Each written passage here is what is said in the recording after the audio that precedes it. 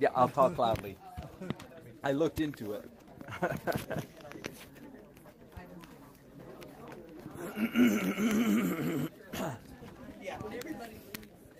Bye. Hello. Hello. Is that it? Is that the introduction? Was that it? Yeah. Hello. Are you all here for the walk around? Yes. Oh, fantastic. Thank you. My name is Dan. Let me, first of all, ask you permission. If it's all right with you, I'd like to broadcast what I do live.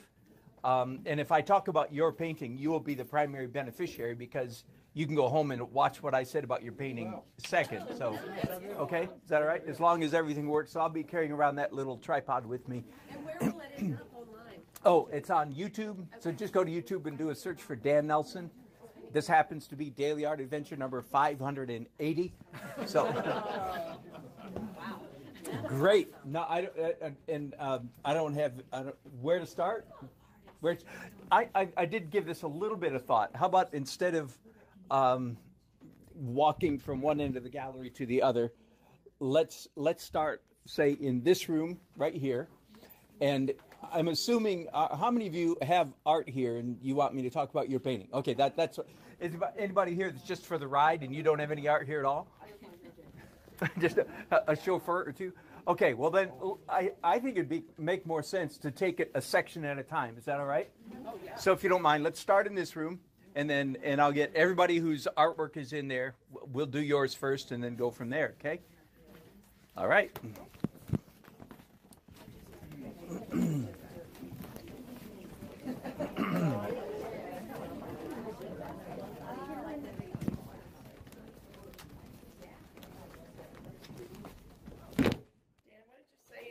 Broadcast on YouTube.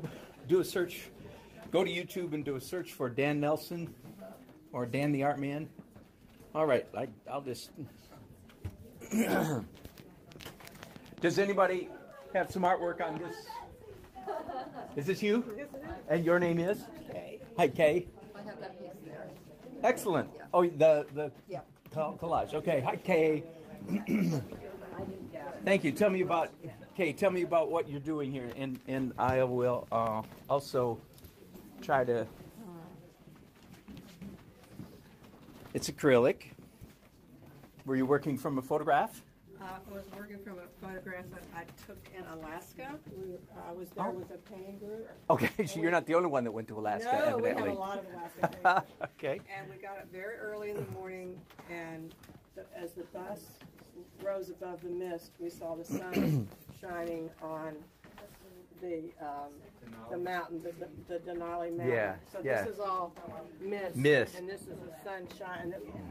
And the sky was pink and the mountain was pink. Well, beautiful. You've done a good job of capturing just exactly that feeling. I can see why you would paint that, especially that memory. The atmosphere is, in the sky in particular, is handled really, really, really well. Now, I'm going to look to all of you to kind of give me a nod as to how deep or how hard you want me to go. Okay, I'm here. I mean, this is supposed to be fun, so I want to encourage mostly. But if you say, well, you know, what would you change or what would you do different? Let me know. Okay. So lovely. One thing, can I push on a little bit? I would love a critique. Okay. It is beautiful. One of the challenges about, and this kind of thing happens in landscape a lot. I'm going to quote my friend Bob Rankin. Anybody know Bob Rankin? Yeah. Brilliant teacher, critiquer, artist, abstract artist in Raleigh. He has this thing called boundary ratios. And he says every boundary of a painting ought to have a different number of major color shapes. Now, where this usually afflicts landscape painters, these are all doing fairly well, is where, because if there's a blue sky all the way across the top, that's a boundary number of 1 is generally speaking not that satisfactory. Now listen to me. Every single rule can be broken. Okay? Well, why do you break a rule? Because it runs up against another rule, and then you have to decide which one you want to follow. So in your case, where your whole purpose is doing misty mountain morning, then it may be perfectly appropriate to have a boundary ratio of a number of 1 at the top, okay? But the challenge is you also have it at the bottom, and it's exactly the same number. So like the numbers here are either 1, unless you want to divide this into 2. That could be 2, 2, 1, 2, 3, 4. And it's virtually exactly the same over here. So if you could try to manipulate some way to have a different number here than here, and have something violating, punching through the bottom of the canvas. In this case, I think I would keep the number 1 at the top, because that's the feel. You really, I mean, we can see how you felt with the early morning misty atmosphere. So it's very appropriate to have that up there. But that's just a thought. I don't know if you would want a tree even or something. Hard to say. Yeah. But very nice. I had not heard that theory. So that boundary ratios is what he attributes somebody else, but I don't know them, so I quote Bob all the time. Thank you. You're very welcome. All right, who's next? Somebody else on this face? This right here, beautiful. I do want to tell you that my goal when I'm judging a show is to, especially one of this size where there's 275 paintings, is try to absorb each painting, try to give each painting a fair shake. So if I say to you, oh, I paid a lot of attention to this painting, that's true. I did pay it. Whether you got a ribbon or not, I paid a lot of attention to each painting. The other thing that the challenge for me as the judge is to not come to any painting with any preconceived notions. It's in a sense, it's your job to tell me where you want to take me. It's not my job to say, well, why didn't you do Van Gogh? Or why didn't you do Rembrandt? Or why didn't you know what I mean? Why didn't you do Kevin McPherson? Why didn't you do? No. That would be completely. Why didn't you do a Dan Nelson? That's absurd. So you have to tell me what, in a sense, I like to say, what planet you're taking me to. After I sort of recognize the planet you've taken me to, then it's my job to submit to that, and then sort of, if you will, judge you within that planet. I don't know if that makes sense. Okay, and this is yours. I'm sorry. Mm-hmm.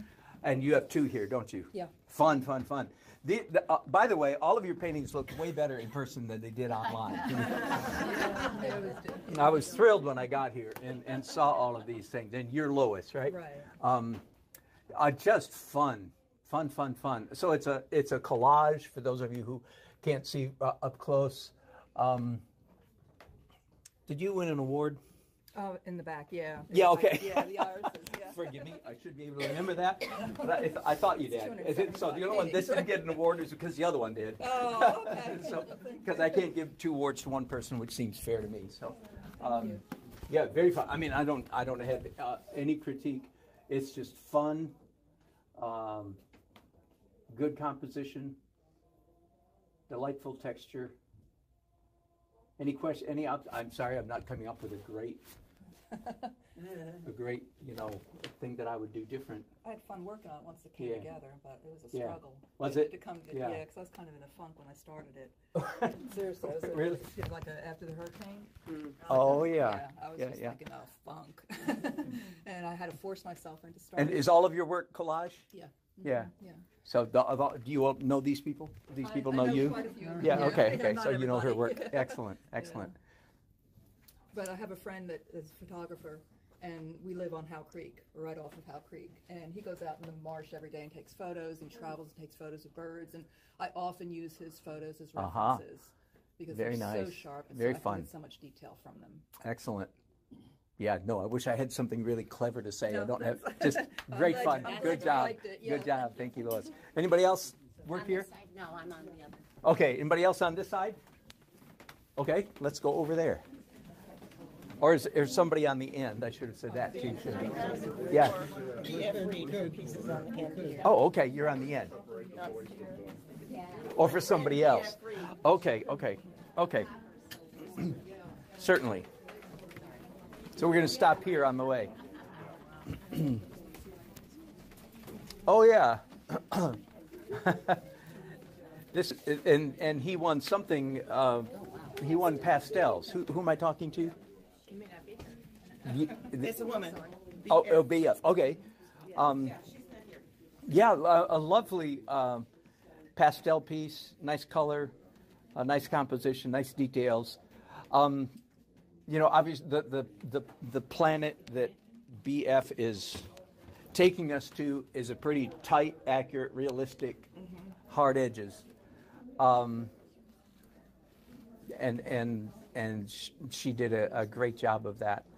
Would you recommend anything? I'm being fussy now. Okay, BJ, if you watch this, BF, I'm sorry. First of all, I love the underpainting. It looks like she either does acrylics or something, or watercolor. Do you happen to know? Underneath her pastels, because there's pink coming through, which I love. That's the way I like to do pastels, is with a colored underpainting, either watercolor or acrylic. Lovely. If I were to try anything at all, the almost evenly spaced verticals here, and that's exaggerating because they're not evenly spaced, but it feels like there could be something punching through this blue bar that might make it like maybe one of the sails, if it would come violate the top, would just give it a little bit more interest compositionally. I think this uniform sky blue bar at the top, and it's lovely. BF, if that's more than information than you want, then just ignore that. You're doing a great job. Keep going. Okay. Anybody else on this side? I'm over on that side. Okay, we'll go around that way then.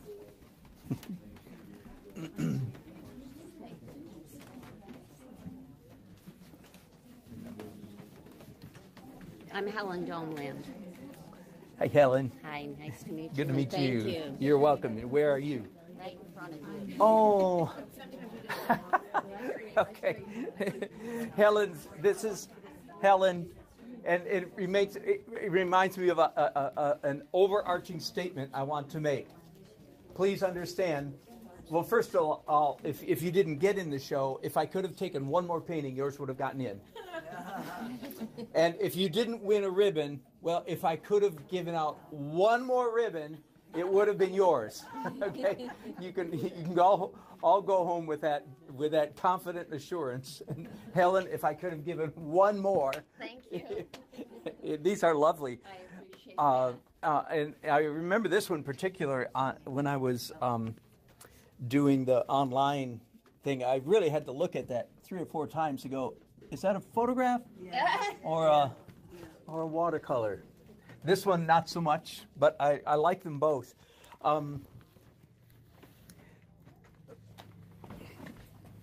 Is watercolor your main thing, I presume? My main right? thing. Yeah. Well, Beautiful water. I love the water here. Now, again, the world, the planet you've taken us to is, especially in this one, yes. Slightly less in this one, but is tight. And if I may, it's tight copy of a photograph. yes. Which has its own boundary and parameters, and you've done that very, very well. Even especially with the soft edges. Let me commend you on one thing in particular, and on this one, when you're copying a photograph or when you're doing realism, it's so easy to slip into razor sharp edges. And I don't know if the photograph was out of focus or not, but you did a good job of making this edge. That's really what made me look at it 2 or 3 times. Oh, thank you. Was the soft edge makes it so much more effective. You get a feeling that this figure is alive and moving as opposed to static. So kudos to you, Thank you. for making the edge, especially this figure, just a little bit fuzzy all the way around. I mean, I think that this water is just spectacular. Did you do that with a mask?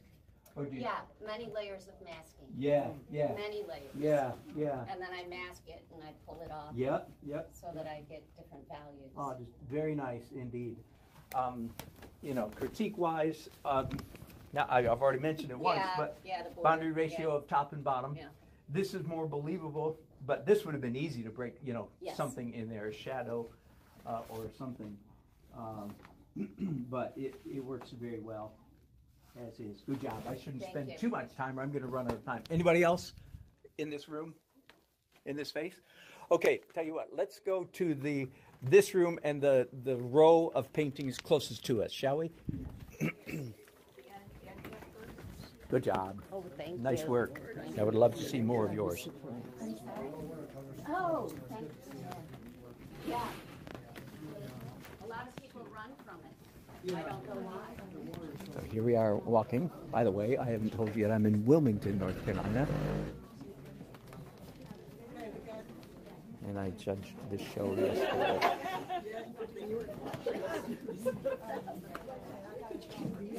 All right, is the artist of any of these here? Oh, good. Quinn, Hi, Quinn. the bottom one, that one. Oh, and you did win something. Congratulations. You've absolutely deserved it. Really? Yes. I I'm just so, thought it would be the other one. oh, you thought this one? Well, of the is- two, oh. I didn't think any either of the two. Okay, so this is Quinn Sweeney. Lovely.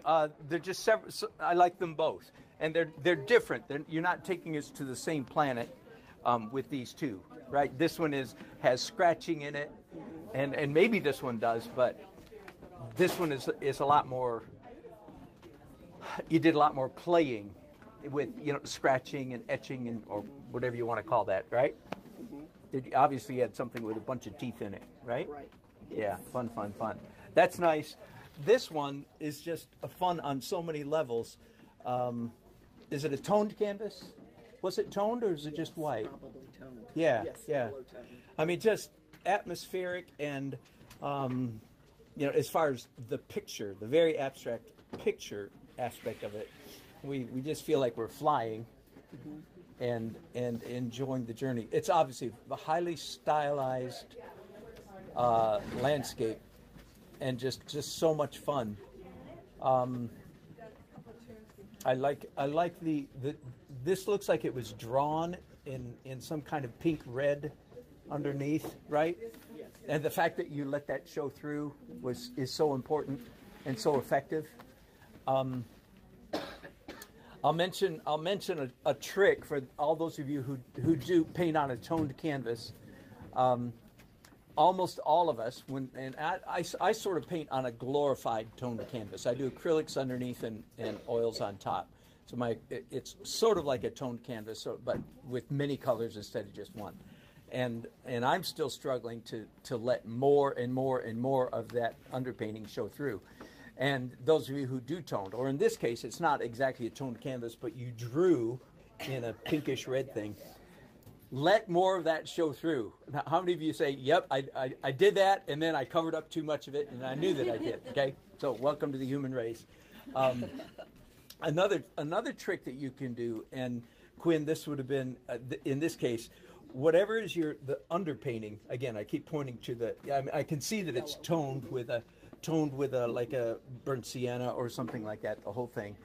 But then it's also drawn in pink. Either of those colors. One of the tricks you can do that is very effective is after nearly the last thing or perhaps the very last thing you do, come back and mix up that original tone color, mix up an opaque version of that and do some of it on the very top of the painting. Because our eyes enjoy being tricked or fooled by what's on top of what. And again, as you know, there's so much in visual art that is counterintuitive. We wouldn't think, I don't like being tricked. I don't like being fooled. Oh, no. In visual art, all that stuff is wrong. We're here to be manipulated. And the more manipulative the artist is, the more skilled they are at manipulating the viewer, the more pleasure the viewer receives. So that's just one little trick. Whenever you do a toned canvas, number one, try to let as much of that show through as possible. And then secondly, one of the last things you can do is come and add, see, a little bit of this pink on the edge of something. I'm not telling you to do that. The painting's done unless you want to. I don't know. How many of you do go into your paintings after they're done? Yeah, okay. For me, if a painting has been at a gallery for a year and it didn't sell and it comes back, then I always paint it. It's like, well, doggone, I'm better than I was a year ago anyway. So, is the painting finished? when it's sold. That's the only true answer to that question that I know of. Very nice. Very good work. Okay, let's go this way.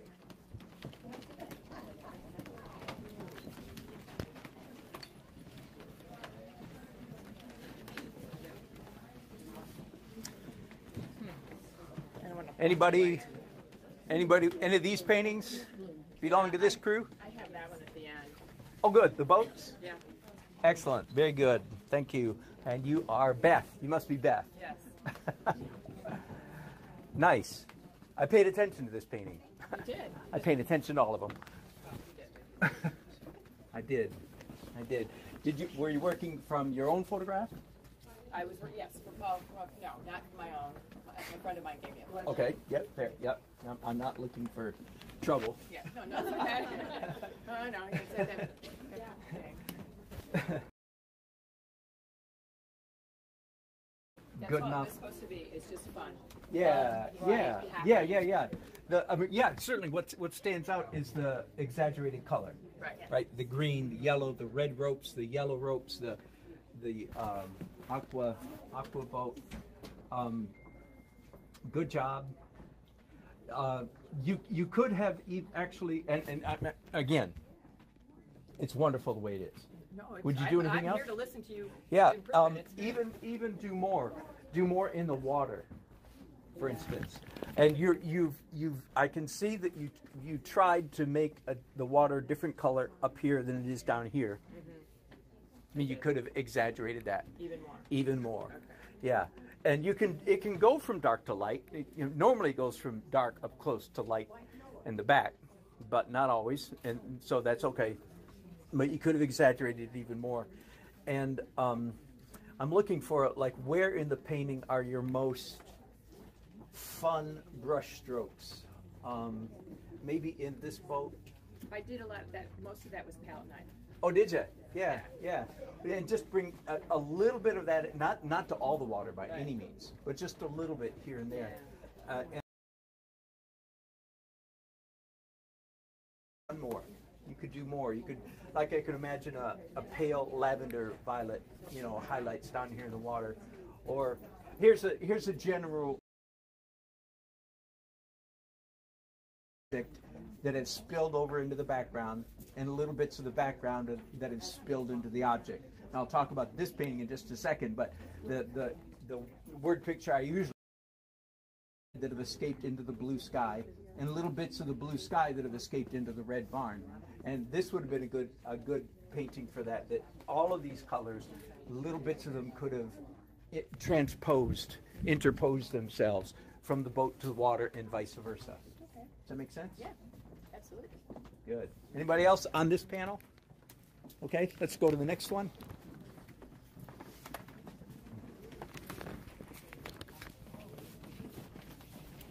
Anybody here? Where's Georgia? That's a beautiful painting. You're going to do that anyway, right? Yeah. And both of them, ribbon color. Are any owners of these paintings here? Nope. Okay. Too bad. I do want to point out, just for fun, while you're going by, this one both of these won ribbons. This one by Georgia. I think it's a completely abstract painting. That's funny. It doesn't matter whether it is or not. That would be an easy painting to walk past if you weren't paying attention. And the planet she's taken us to is, Subtleville. I mean, gray, muted tones, and so on. But it works very well. Okay, let's keep going. I'll come. I hope these people come. I'd love to talk to them about their paintings later. All right. Anybody have any of these? These artists here? Okay, we'll keep going.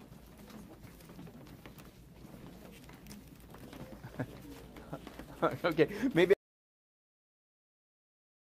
Oh, good. Okay, you do. Thank you. Don't be shy. Yell. Say, "I'm coming."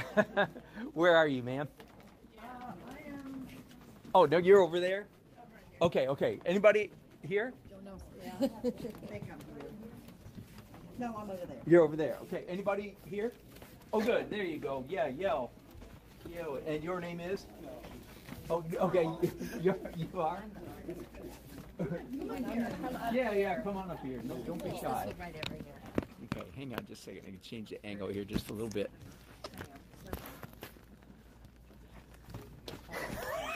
I wasn't going to say anything. Are you Pam? Very nice. Yay, Pam. Do you paint a lot? Not so much. That almost sounds like an insult, doesn't it? You paint much? Not in this style. I'm really more realistic. Are you really? Wow, how interesting. Okay, good. Fun. I paid attention to this painting, Pam. Fun atmosphere, nice, cool scene, and it's real obvious where you want us to look. Good job there. So normally you paint much more realistic. So this is just you being wild and crazy. Yes, that's me. Loose woman, That's Pam. my loose one. Good. Were you working from a photograph? A combination of Wrightsville Beach look and my just in my Yeah, okay. Excellent. Yeah, very good. Very good. Well, have you been walking around with this so far? Mm-hmm. What would be one thing that I would say that I've already talked about? Probably the upper part is just all sky and blue. The bottom. See, that's a really good. And it's amazing how often it works. Yeah, I think Pam, it's lovely. If I were to work or tweak anything at all, it would be just the regularity of the striations of the clouds. This is all pretty much the same width, as is this, as is this, as is this. So that some variety, like having the clouds and everything else stays just the same. Suddenly the painting would just be a little bit more interesting to look at. So does that make sense? Sure. But very good enough. Lovely. Anybody else got a painting right here? Okay, how about if we go that way? Anybody right there? On the other side. Anybody on this face right here? Okay, let's go to the other side of this panel then. Oh, on the end. Okay. Are you Sue? Oh, no, you're... Oh, Nancy.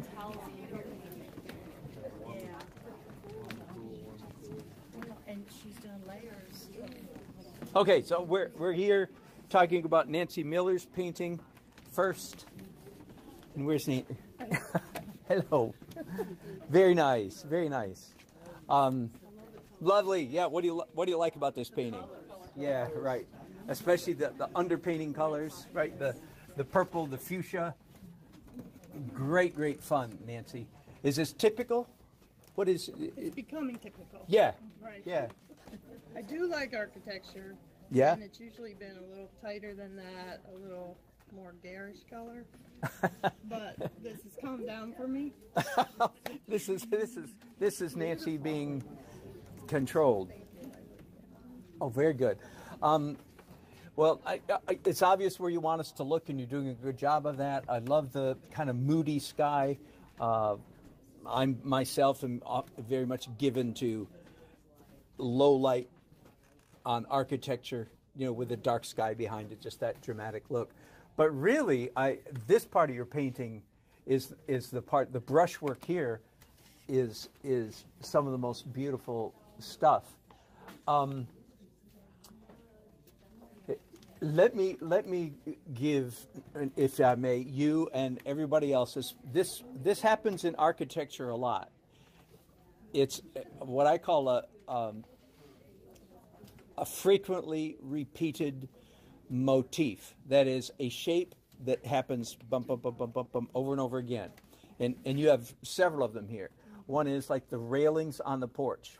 Three there, or all the way across the boards, and then the clapboard on. So you have a lot of highly repeated shapes, And one of my rules of thumb is anytime that you have that, a highly repeated shape, try to come up with different ways to render it so it's not repeated. For instance, like the railings up here are maybe the most obvious example. They're all rendered the same way.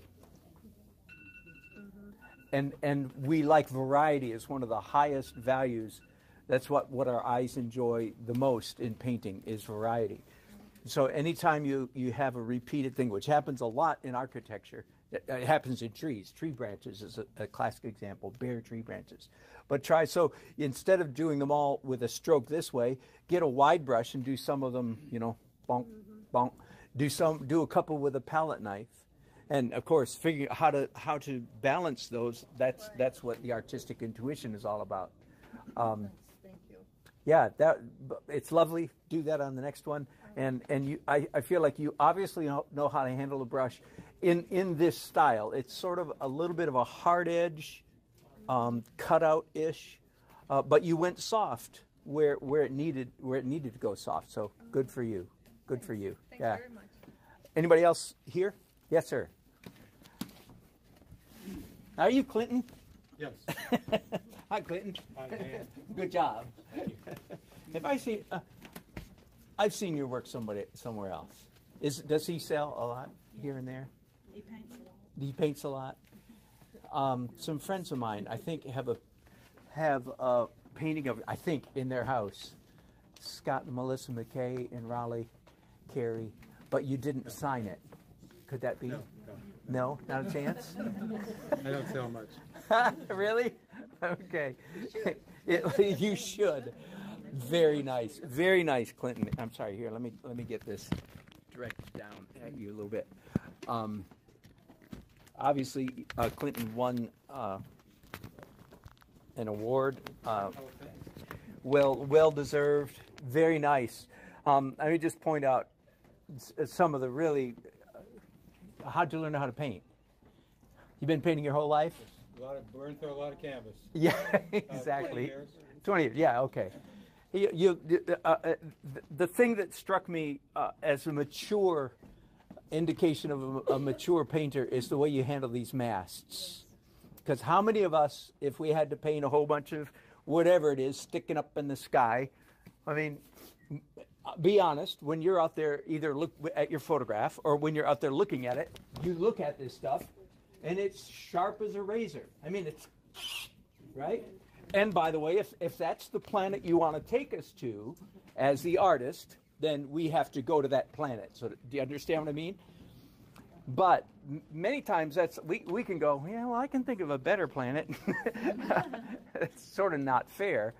But Clinton has handled those very things in what most of us would consider a fairly mature way.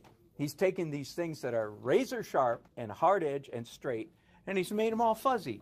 And yet, how many of you would say you don't have any trouble recognizing what those are, do you? You go, yeah, your eye buys it. In fact, it's at that juncture is where I think the highest degree of aesthetic pleasure that we receive from a painting is when we finish the painting inside our own mind. Mm-hmm. That's what gives us the highest degree of pleasure, is we finish it. So here Clinton's given us a lot of room to turn these little smudges. Now, but there's the rub. The smudges have to have a certain something about them in order to convey that that's what they are. Good job. Good job. And it's obvious, you know, all the energy in his painting is right there where he wants us to look. That works real well. Clinton, the only thing that I might suggest is that the softness in the grass is pretty uniform. All from here to here and here to here. Now the color's not. You changed color. That's good, but the brush handling. And just even just one palette knife or two hits. I don't know if you ever do palette knife, but or just a couple. I guess my favorite word is a little tiny bit more energy down in this area of the painting, wherever you want it. Because we're paying good attention to this, but our eyes want to take little jaunts trips elsewhere on the canvas and then come back to that. Does that make sense? But beautiful painting. Good job. Well Looked at worth. it later, and I thought composition. You know, I would take out one of those shrimp boats, maybe the second from the right, because it goes bing, bing, bing, bing. Yeah. I call it soldiers in a row. It was too late. It was Brian. Yeah. Exactly. Exactly. Yeah, very, very possibly a good idea. Yeah. So so easy to do that. Yeah, kind of a regularity. Good job. Excellent. Excellent. All right, next face over here.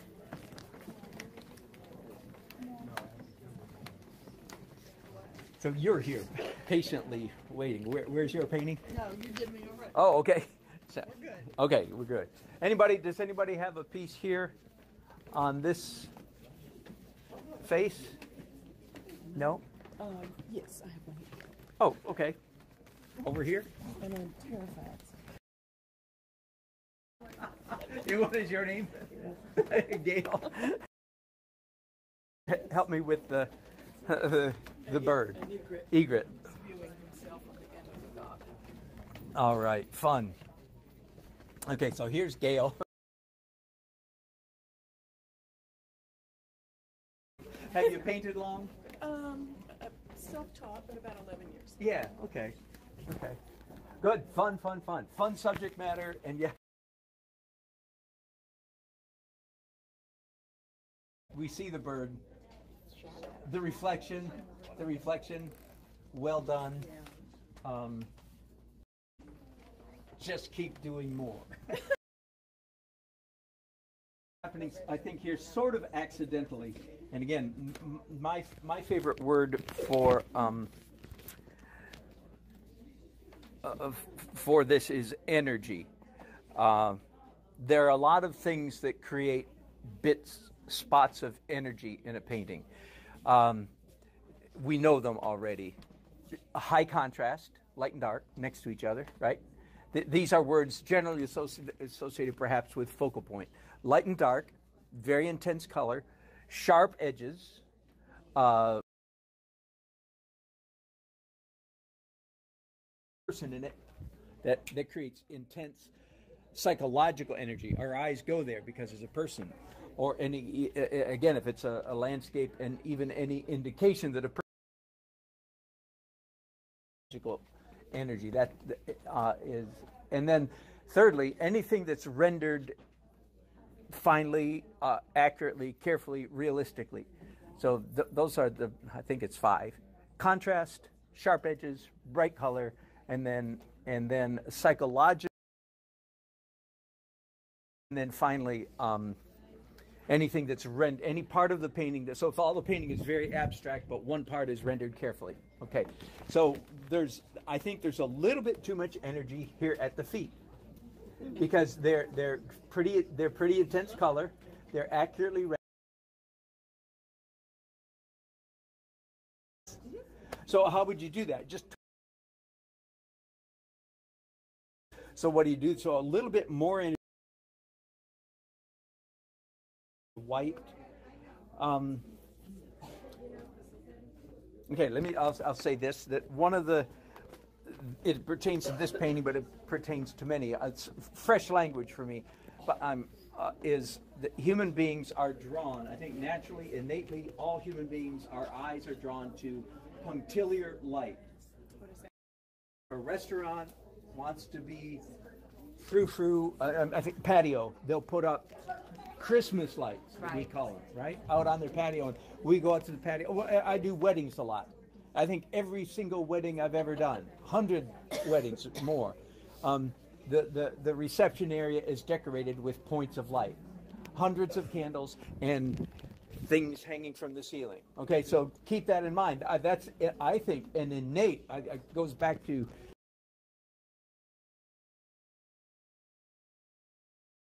people like points of light. So, and other people in this painting, and could have done more. Flash bits of sunlight hitting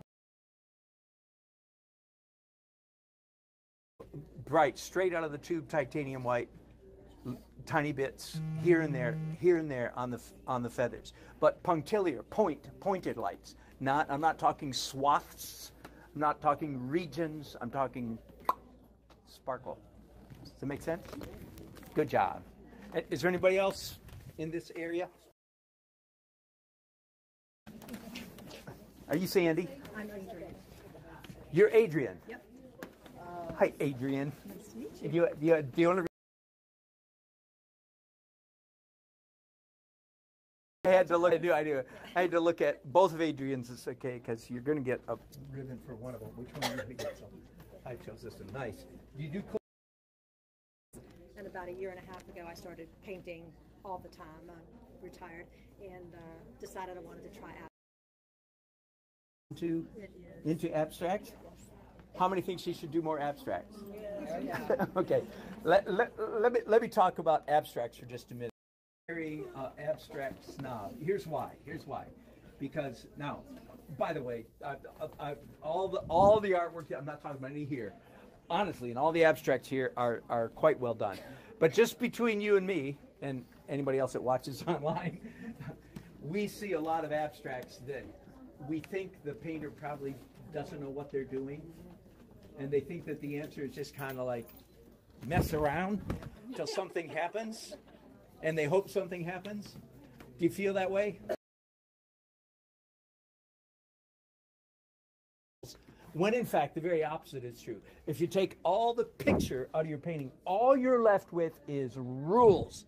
And if you don't know what the rules are, you're just a train wreck waiting to happen.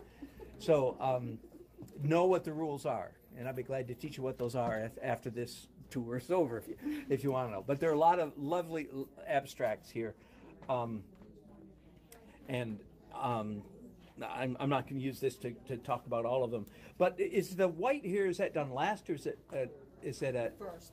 it's a mask? Good, as it should be, so to speak. Very nice. I very much.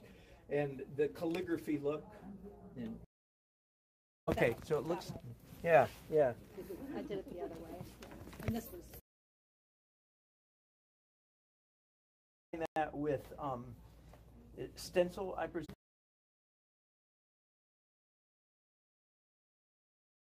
Son wishing there were waves.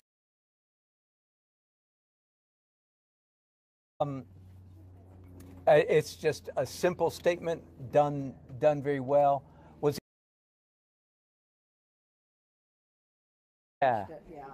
yeah, good job.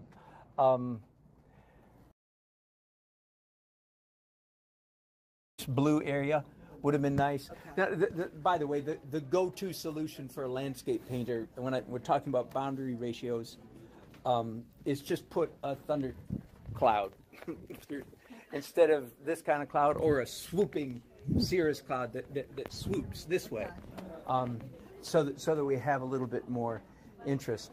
Now, this is the second or third painting we've looked at today. That it is basically a seascape. I want you to know that not only is it legal, but it's often advisable to use a T-square or a triangle to make sure that your horizon is actually level. That's legal. Go ahead. That's not cheating. Yeah, that's one thing I noticed when I stood back yesterday. I went, ooh. That's right. Exactly. So, and yours is not the first one that we've talked about today. That, in fact, I keep a T-square with my plein air easel. The lines I'm usually concerned about, because I'm doing cityscapes, is getting buildings vertical. So anyway, I give you permission. Aren't you glad? Thank you very much.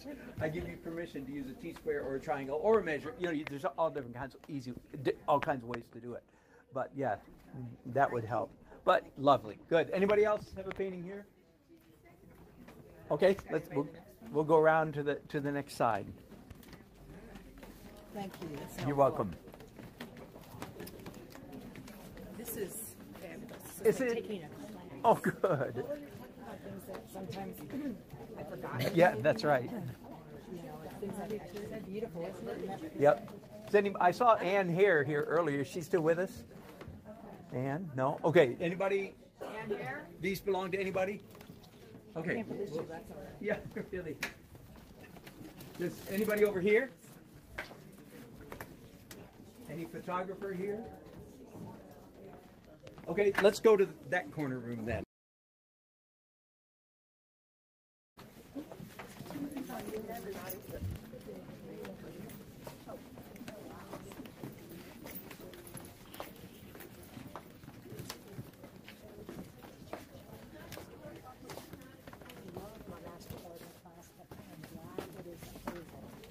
It ended Thursday, and I turned in a 14-page file. So I am ready to develop my file. All right, anybody own a painting in this room? Yeah, I do. Oh, good, good, good. Where are you? Oh, it's scary. Okay. Right here. Which one? Oh, fun. Okay, let's see if I can. Yeah, there we go. So you're what? You go by PD? Well, Patty, but the art name is PD.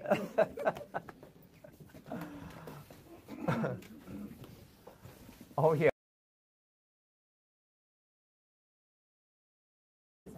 I mean, or is It's it underwater? whatever it Yes, of is. course it is. Of course it is. But It's up to you. what fun! Is this typical? Do you do stuff No, like it's this? not. What? I'm pushing myself in There you different go. directions. What do you normally The other do? one I did was the strip paper that I showed you yesterday. Oh yeah. I dug it in. with- Yes, yes, yes, yes. So Okay. I'm working You're in experimenting in all different kinds of places. things. Yeah. Excellent. Well, beautiful color. I especially love the lavender stuff up here. And yeah, is this gold or no? It's just that isn't. That's just regular. Yeah, this almost has a what's the word I'm looking for? Mosaic feel, doesn't it? And we see layers and layers and layers of work. That's fun. That's the beauty of acrylics. You can just keep slapping it on. There was a And whole getting deeper and different deeper thing going on and underneath thicker and it. thicker. It took me a while because I struggled with the bottom layer and I just kept working. Yeah. Put new things on top. Well, and the composition is nice and I think solid. You know, the dark strip through the middle, so we have a third and a third, and the vertical focus right there. That helps already. I think, and I did wonder why does it have glass on top of it if it's acrylic? Is it on paper? Yeah, it's on paper. Okay, so that kind of gets you going in a behind glass kind of way. I've been doing a lot with the watercolor paper for a long time. Okay, okay. If I'm not doing oils. And I have not transferred over. I kept thinking I'm going to put these paper paintings on like a board and Yeah. then just keep them out. Right. I haven't done it. Okay, just haven't done it yet. Because I think it would stand up all right, especially after you did what we call an acrylic varnish, which isn't really varnish. Yeah. You know, just acrylic medium Yeah. of the whole thing Yep. would do just fine. I think it's lovely. You could have done two things. One is push the values even a little more, especially now you have pretty dark, and that's good. I could you do more dark? Maybe, but that's getting really fussy. Lightest strokes. Yeah. There could have been much more impasto. Or take a palette knife and just let that stand up, you know, 1/8 of an inch off your paper. Just No, that's a good. and our eyes would have enjoyed that. Yep. Does that make I could sense? see that. Yep. Yeah, and white, as you know, a white acrylic is naturally very translucent. It's not very opaque. You have to get really thick Yeah. with acrylics to make them opaque. Did I say that right? You have to get really Yeah, thick yeah. to make them opaque. But lovely. Do more. Keep practicing. Keep Yeah, playing. I'm experimenting, and that's one of the. Are you Brenda? I am. Hi, Brenda. Bless you. Sorry I didn't see. Well, it's been a while. Bless you. Beautiful work, as always. Okay, anybody else in this room? Yes, sir. Yeah, you have something in here, don't you? Yeah, I guess Yeah, on the other I side. haven't seen it. She says Oh. it's around the corner. Yeah. Where's yours? It's on the other side. Okay, let's go to the other side then.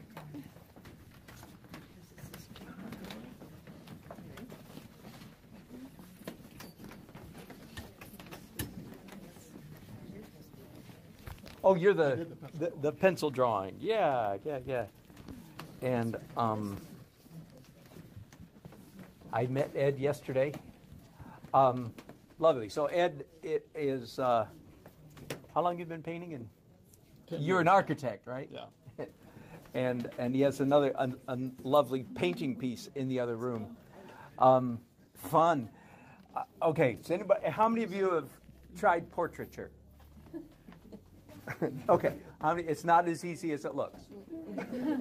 Okay, very nice, very good. Is this just on your own, or did you take a class or anything? Well, I did. I took a lady in Florida. Yeah. I was down seeing my daughter. Yeah. I took a lesson from her. Excellent. She was doing pencil drawing. Excellent. I started about a year Now, and a half ago. congratulations. First of all, I want to tell all of you a trick that is so, and Ed did it. I don't know if you did this trick or not, but next time you try to do a portrait, you can't. I'm going to be bold and exaggerate. You cannot do a portrait without a mirror, or without a camera that you can edit your photographs. In other words, here's my experiences, and when I judge shows or when I, walk through, say, the state fair where I see a lot of pretty good amateur artwork. I can say that one, talking at portraits where they didn't look at their painting in a mirror. Where they didn't. So it's a really cheap trick, and if you're not doing that, you're probably just screwing up. Now, by any chance, do you know that? Yeah. Well,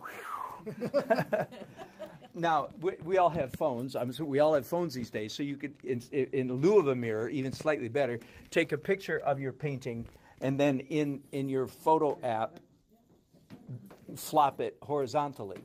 Usually when you do that, you will gasp in dismay. Usually like, in fact, this is not a bad idea to do with all of your paintings. Anyway, every painting. Just flip it so you see. Upside down.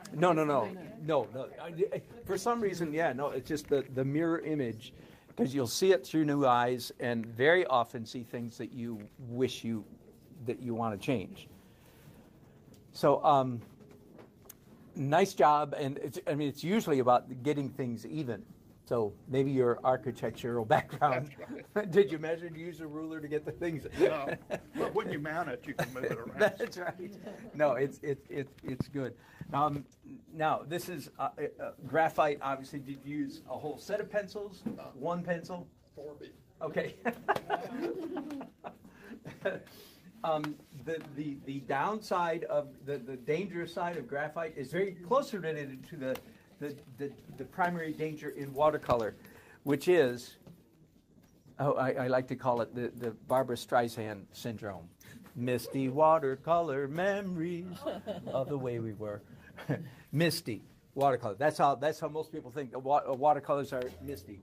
And graphite is the same way. It's often very misty and soft, and yours, it's tending that way. Yeah. I remember as a young person wondering, why do they sell all those different gradations of graphite pencil? Like, I could do it all with a number 2. I did it all the way through school. And that's right, rub it shiny. Until you see somebody who really uses the full range, you go, oh, I didn't know it could look like that. That eye-opening experience. So it's lovely. This actually could be darker, probably not darker with a 4B. No, but a 6. That's right. So that's why you would grab a 6B or an 8B to do that, and it's lovely. Imagine, Ed, how that would look if the background were dark, and I mean very dark, graphite black, so that face really came out. Again, so I'm almost saying, no, I don't want to go to this planet. So I'm kind of, I'm contradicting almost contradicting what I said, because you say, no, I want it to be a light background. Right. But the downside of graphite is it's so hard to get it dark. You understand? That's why graphite tends to be misty and watercolor misty, because that's the lazy man's out, if you will. It's hard to get them to be dark and intense. So that's the only thing I might suggest is, at least on your next one, push that values. Yes. Is that a grandson? Going back to the flipping the mirror thing. Yes. Do you ever do that as so that you have referenced this flipped? And I'll tell you why I'm asking this. Yes. I have a photographer friend in Minneapolis when I was working commercially, and he said he stopped doing portraits. He said nobody ever thought it looked like that. Oh. No. Yes. And this is Yes. photography. Yes. People see themselves in In a the mirror. That's right. Exactly right. People are used to seeing themselves in the mirror, so when you show them the camera view of It them, depends who the customer is. good, it very much good. That's right. Anybody else in this room? Oh, I'm right here. Oh, yes, yes.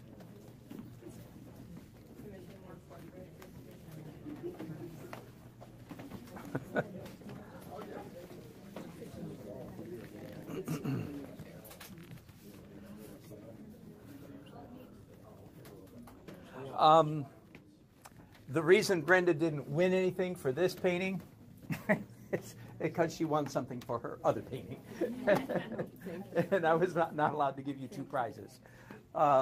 Lovely painting. And if I may, I don't know, I know several people here, whatever, just barely, and Brenda's one of those, slightly more than barely, but I know her work.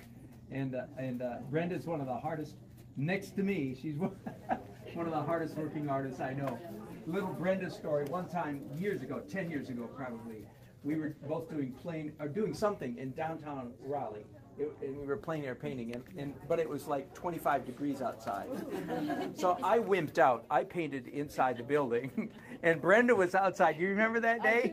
She was standing out with a full-length, like black heavy coat and hat and hood and gloves, and she's out there I think it was watercolor, but it doesn't matter. You were out there on the sidewalk. Well, and that year I got pleurisy. Oh, so don't do what Brenda does. But I've thought of that picture so many times. Here I am being beat by a woman. Well, of course, say all the women. What do you think? I'm being facetious, you know. But anyway, kudos to Brenda. Very hardworking artist. And again, this shows. If I'm just kind of a general statement, what attracts us to a painting is slightly different world. And look at my stuff. I brought some of my paintings and I put in one hyper-realistic painting just for fun, just to show you that I do it sometimes, literally just for fun. But most of the time, what draws us to a painting is not what's there, but what's not there.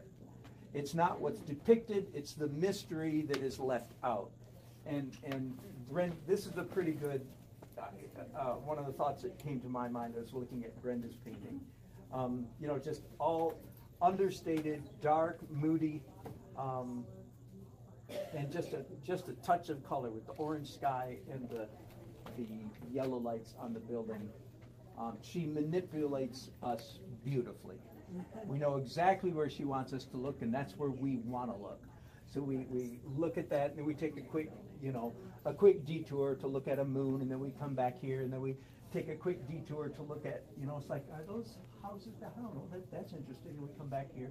See, that's I think, generally speaking, how we want people to look at our paintings. So if there's a focal point, we look there, and then we take brief journeys out, but we always come back and feel happy about going out and feel happy about coming back. Does that make sense? And I just think Brenda's done a great job of that. I don't have any critique.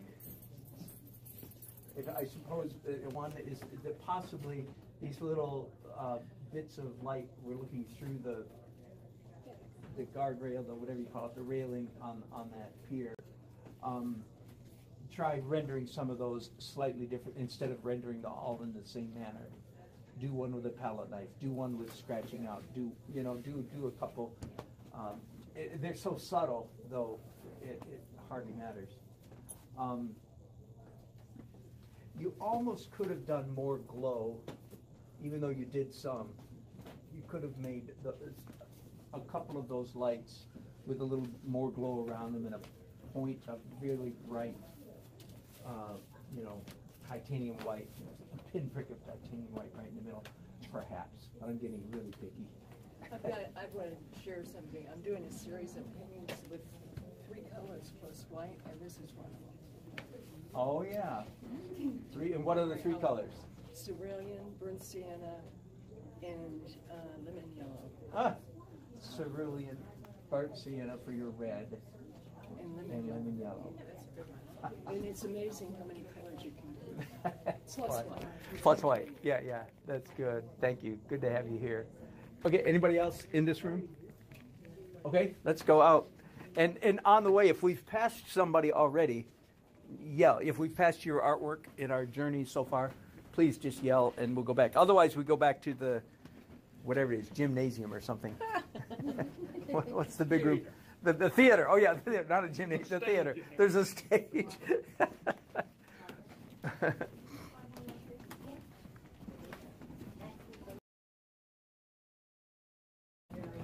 So do you want to point the meter?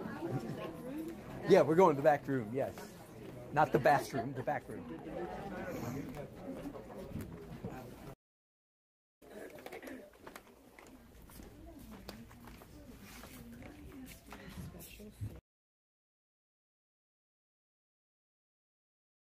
Let's do it now. We're here.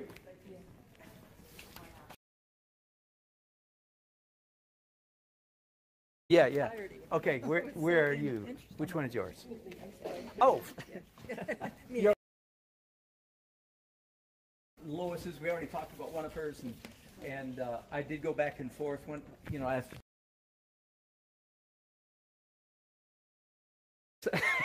because I'm sure I walked 4 miles. By little, I mean, oh, this person is the same as that person, and so on and so on. Which one? So this one beat out slightly over the one in the other room. The composition here. Can I pick this up? May I pick this up, Lois? I just want you to be able to see it. I really do. So you actually use literal, like, I doily. I collect the antique lace. Yeah. And, yeah, that's a lady's vintage. For those of you who are over there That's watching. just So this is all collage. Collage plus acrylics. No paint. I don't use Really? paint. No paint at all? It's all paint. Oh, no paint at all. Okay, so that. And forgive me, yesterday on the other one, I actually did touch your painting, which I know I'm not supposed to do. Because it's But I was trying to figure out what's on top of what, and I was. I know that's So there's a great example of part of the pleasure of her paintings is you can't tell. I mean, you have to really examine it to figure out what's on top of what. That's really, really good. Really, I mean, the glass here is so subtle. I mean, I've seen people who can't paint glass that good. Here she's doing it as a collage, just really, really, really subtle. I mean, I don't have any critique. What could she add to that? More color, more white. Now you put dots of stuff on here, right? Okay. So the only actual paint Is I take spattered? this back. No, the little Yeah, tiny the little silver dots. That's Yeah, the only yeah. paint that I Yeah, use. that's all right. Maybe it's really expedient. You're still able to say it's all collage, not paint. Ah, lovely. I don't know. I hope you sell them for a lot more money than that. Oh, good grief. I don't want to bring it home, so. Oh, anybody want a deal? A steal of a deal? There's a lot of those around here. All right. Is anybody else in this part of the room? Yeah, a little bit. Okay. Over here. Excuse me, are you doing Go. the ceramic or the... Oh, yeah, right here behind you? Yeah. Yeah, we'll do that too. So you're in the other room, right? Okay. Yeah, we'll get there. Did the society say that was there one out there for you that we missed? Yeah, we missed in the other room. Let's do the ceramics, and then we'll go and catch yours in the other room. All right? Is anybody else here for 3D? Are you Jane? I'm Jane. Jane, you are a crazy woman. Yes. Okay, so here's you probably all know each other. I don't know. I don't know anybody here, but what do you do with here? I know what to do with whimsical, but anyway, I'm going to go back and catch a piece that that I just walked past, evidently.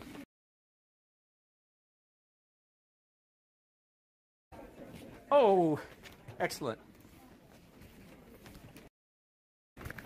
How long have you been painting? Years and years and years? Well, yeah, over time. Yeah. Very accurately rendered, believably rendered, especially the cut. 3 lifetimes on that cut glass. But just let me talk in general. College where I went, and an awful lot of time looking at Northern European and Dutch still lifes. And I usually say that, okay, before you even start to paint, then come back and start painting glass. So, you know, go school yourself. I'm not picking on you. No, okay. But that is that's kind of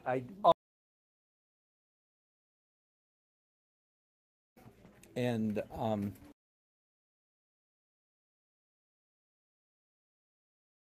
if there was any, and it's beautiful. Don't do anything with this one, of course. But in your future, one of the challenges here is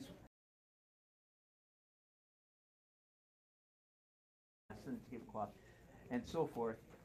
And you would normally think, well, you feel free. Isn't that a good feeling? And in all the rest. I agree that you manipulate us a little bit and say, no, I want you to look at, and you name it, and then you highlight it. And are just, you know, off the charts. As are several many contemporary still life painters. You'll see with my still life that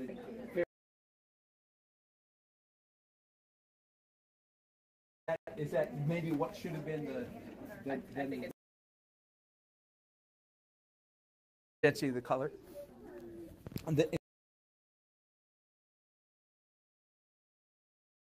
All right, we're going down this way. Is that right?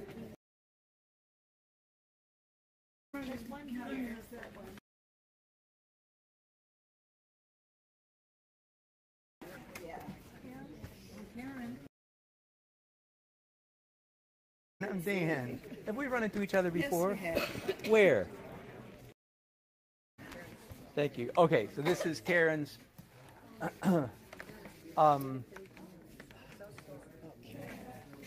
Very nice. That's okay. That's let me zoom.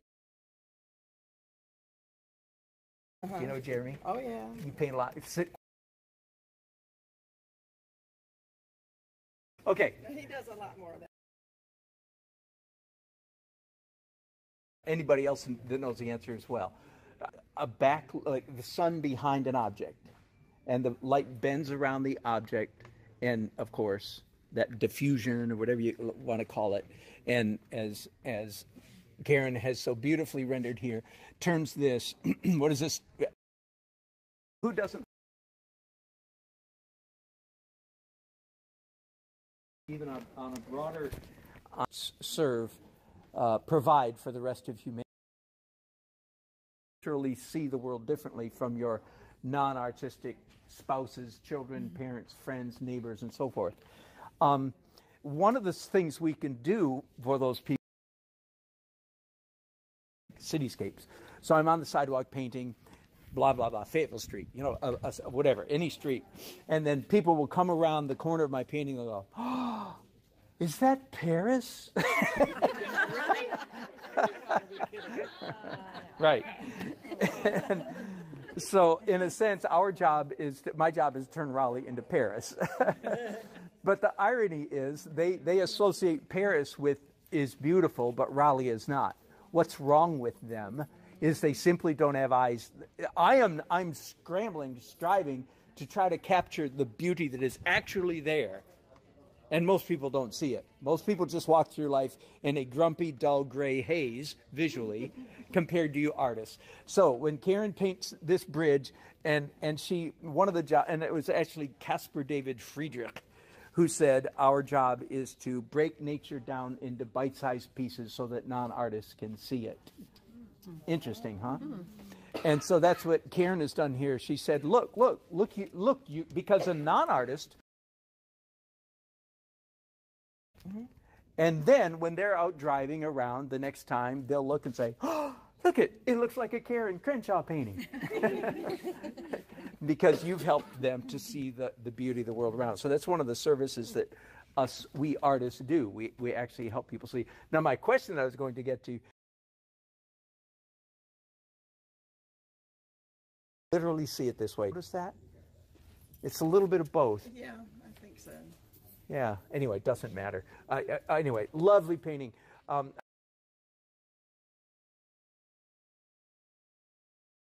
In the water, if it's a reflection of something dark, the reflection's not quite as dark. If you're reflecting something that's light, the reflection's not quite as light. And Karen does a really good job here of, here's bright yellow sun, and down here it's muted down to orange. Just lovely.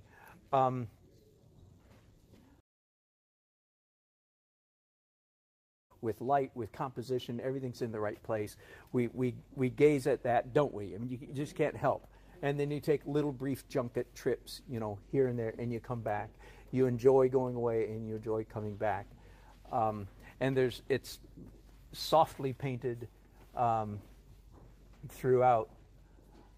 Yeah, a little bit of palette knife here. Is that Karen? There's a lot of palette knife. It's a lot of palette knife. Okay, yeah. I pretty much on the bridge, all of all of that. Negative spaces. That's all palette knife. Yeah, very nice. Just very nice. If no, you know, a lot of this is a good example where you could consider where there's a highly repeated motif. This right there, do it with different techniques. Like do a swath of green and then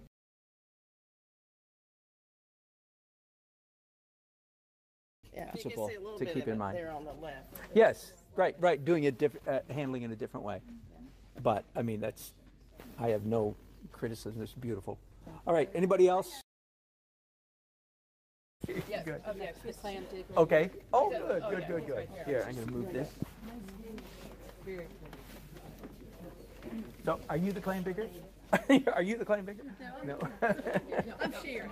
Hi, Sharon. Okay, we'll go there. Oh, good. I'm glad I had just enough ribbons to give out to make sure you got one. Lovely. In fact, there's two pages.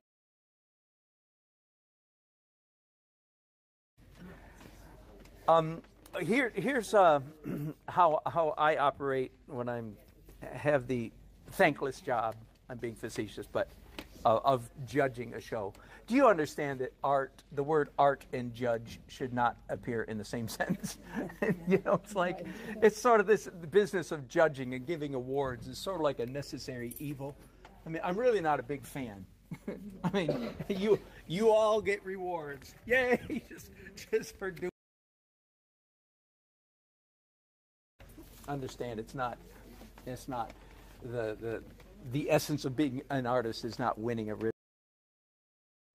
Anytime somebody has that nerve to put a figure in their, a fairly prominent figure or face in their piece, that's the planet they're taking us. Somebody took us there. They took us to a face. And if that's the planet you're taking, because you're trying to do something, frankly, much harder than all the rest. Is harder. Oh, so Sharon says, I'm going to do something gutsy and hard and difficult. I'm going to put our multiply. Better get it right, and same thing, even more so with a face. So kudos to all those of you who had the nerve to put a face in your painting.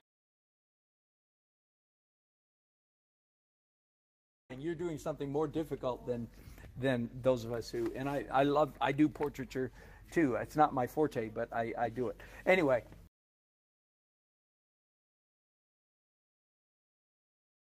and the hard part when you're doing a figure like this is not just to be believable, but to still keep it painterly and soft. So here I mean, his nose is prominent. He's a man with a big nose digging clams, and it doesn't. But you didn't. It doesn't look like you tongue painted. You know what I call it? It's what I call tongue painting.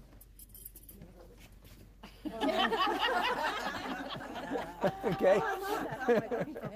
It doesn't look like you noodled the thing to death.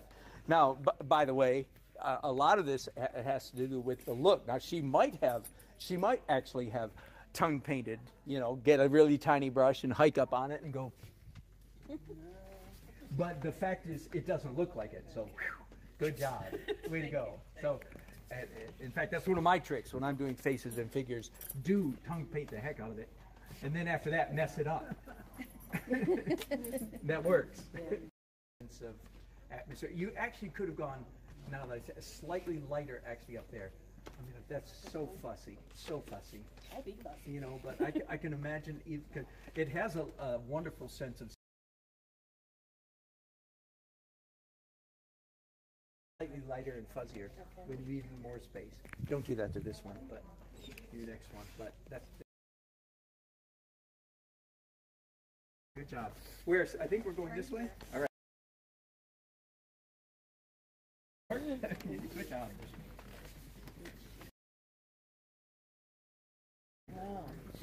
And I'm not laughing, as you know, as you can tell, as you can imagine. I noticed your painting. Did anybody notice this painting?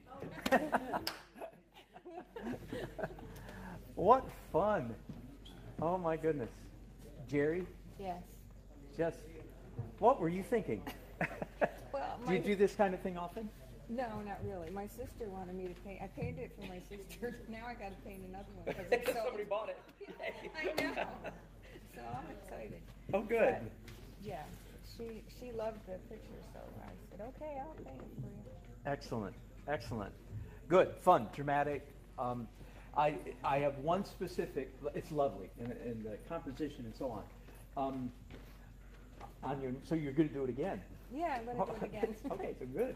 Next time, think about this anyway. Consider it. So everything I say is just take everything I say with a grain of salt, or you know what I mean. But as I saw it, I thought especially this line right here could have gone so much softer. Okay. As it approached the water, and then actually all of these. Imagine if there was like mist coming up off the water, so that his legs actually became more diffuse. Not completely disappeared, but became more, diffuse. But then here in the middle, like that edge right there, that's really the hated if it actually went there. This is one of those cases. I don't know if you did measure, but that horse measure. Use a ruler and draw a line. Yeah. Make sure. Don't even try to do that. I would say by eyeball, and it looks fine to me. But I used one of those T-square. Yeah. The big long one. Yeah. Good. Okay. Yeah. Good. That's fun. Good. I'm glad you get to do another one. Here's a thought. Anytime you want an object, soft edges connote glow, brightness, not hard edges. Okay. So actually, if you soften this as well, make it look like it's really glowing, which which is how it looks like you want it to look like it's glowing, but make the soft edge. I like to. It was more fun when he was alive, but I get a kick out of saying good things about Thomas Kincaid. Because as artists, we're all supposed to go, because we're all way above that, of course. Of course, we're all just envious, number one, because he made a gazillion dollars, and we didn't yet. The bigger point is don't roll your eyes or turn up your nose at anybody that's better than you. And I've never had a student who's better than Thomas Kincaid, never. It probably never will. So don't miss learning opportunities just because it is true what he did with his art was he used it for sentimental stuff. But as I say, maybe that's why God put him on the planet, not your life, not your place, not my place to judge, okay? There's a whole lot of things you can learn from them if you pay attention. So don't turn up your nose at anybody. And this is one of the things. If you want something, the painter of light, well, I like to say, well, I'm the painter of light and dark. How about that? But soft edges was something that you could learn from him because he did it very well. Thank you. Maybe you overdid it. That's okay. Then don't you overdo it. Just learn, take notes, say, that's a good idea, and then you improve on him. Okay. But that's just a quick thought. So there's my Thomas Kincaid shockaroo out of the way for the day. We're going that way, I have think. one other little Yes. one. Oh, okay. Right nearby? Okay. Oh, do you have to go? If there's anybody that has to go. Yeah, I'm around. I'm around the corner too. The waves, the approaching storm or something like that, I think it was. Oh yeah, so if anybody has to leave early, I'll let you get to the front of the line. Okay. And this is Ann? Yes. Is this you? And this right here? Yeah. Approaching storm. Now, forgive us right now. The light is not very good right now, Ann. Forgive us. That's part of the... It was plein air on the beach. Oh, was it plein air? Good for you. Good for you. Plein air on the beach. Anybody ever painted plein air on the beach? Is there sand in the paint? There's got to be sand in the paint. I don't believe it was done. How did you keep the easel from blowing over? It wasn't a windy day. Oh. You pick your day very carefully. There's the secret. Well, good. It has. I noticed this painting. It has good energy, nice looseness, and knowing that it was done plein air really does make sense of that. I love this here. What if may I be critical? Yeah, sure. To do your next one, it's pretty much all horizontal lines. In fact, that's the danger of a beach painting. There's the beach. Right. Okay, so the way to avoid that, you did it here a little bit. At least we have here at the top. At least we have two. Were you here? Could have made even more of that. Again, so usually our of some cloud formation through that top line. That's it's good. Good job. Way to go. A couple more things I will say that are typical of seascapes. Again, and you're out there plein air.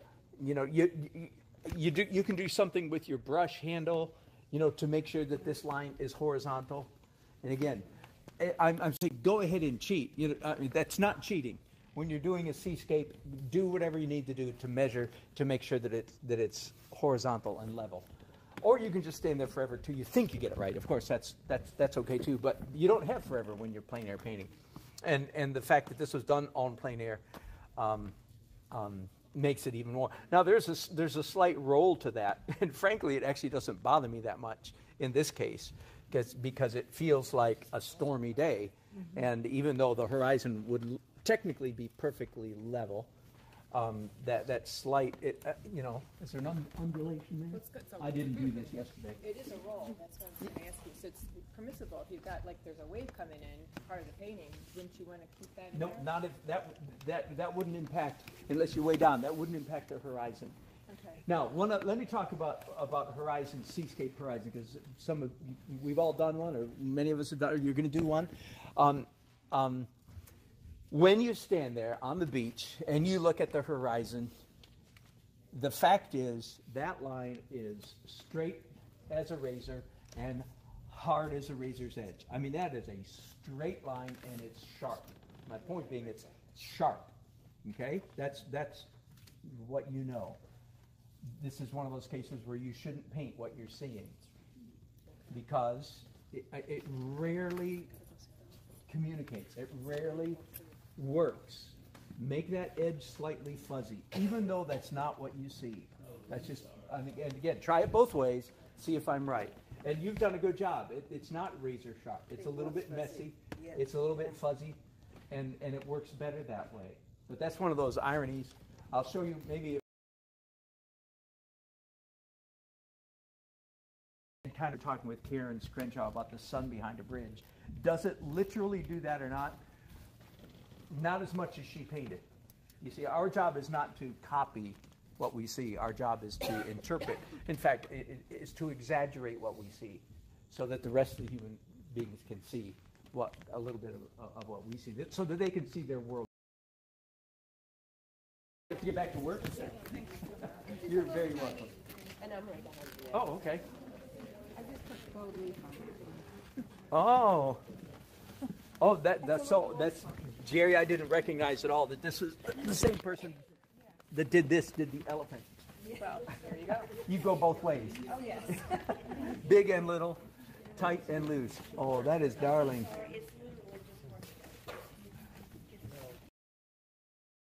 Yeah, yeah.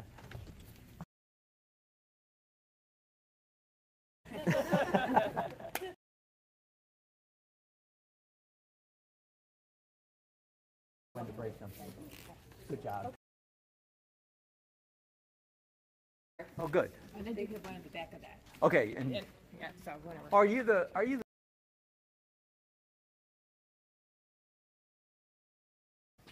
You're Luli? Luli, yes. Good to meet you. Nice to meet you. Luli threw me for another stuff. There was another one in the corner room up there. You wouldn't remember it necessarily, but it was sort of like a grid work, and it was painted in copper paint, big squares. Yeah. Did you see that one? Mm-hmm. And that's stuff almost breaking the rules. It's similar to that when you're judging a show like that. What do you do with a piece that is craftsy? I mean, it was definitely craftsy, and because this is so designerly. Do you know what I mean by that? Yeah. Well, it's sort of textile design. I gave her an award anyway because you deserve it, because designerly or not, it's fetching, just beautiful. And both of these are beautiful. It was really hard for me to decide which one really saleable. Are they saleable? I just had a really great show. Did you really? I was so pleased. Yeah. They look very marketable, and nothing wrong with that. Hey, I make a living at art, so I'm all in favor of marketable. Very nice. Thank you. What fun. Thank you. What fun. Good. Anybody else nearby here? My family just left me, so before I catch up. Okay. Are they going to make you run and catch up? I think so. Which one is you? It's actually that one and this one here. Oh my goodness. Okay, so you're one of the award winners. You must be Jay. I am. Are you Jay? Good to meet you, sir. Very nice. Okay. Here's the other clam digger. And I can only give a award for one. Oh, this is just nice, Jay. Hey, have you done a watercolor before? I started that seriously about 4 years ago. Did you really? Yeah. I'm an architect. This is the kind of person that makes you sick. I'm an architect, and I put it on the back burner for so long. Yeah, sort of yeah. Painting forward and learning backwards. Right So, two architects. You guys were in competition with each other? Are you an architect too? Yeah, I did this one. Are you serious? All right. Very, very good work, Jay, and very good progress for 4 years. Avoiding the Barbra Streisand syndrome. You've got sufficient darks. I mean, this is all supposed to be atmospheric and light. That's the feeling that we're getting from that. And I saw this and I said, I think I've painted the same boat, Jay. Up in Wanchese. Yeah. Sure I've tromped around. I got chased by the man with the dog. As did Mike Rooney. There's a sign that says no trespassing. The man says, didn't you see the sign? And Mike says, I'm an artist. That explains everything. Anyway. Does anybody have any criticize about Jay's painting? Jay, no. I mean, conceivably, you could have punched a little more color in there. I added all the signals and the people in the dock and so forth. They weren't there. Good call. Good call. Into it. Yeah. It's bad without And are you doing now? Will you tell us if you cheated? Did you come back and do any opaque on top? Never, you know, You won't. I'll tell you, Won't go any I further never than do this. that, Yeah. except this was an afterthought. And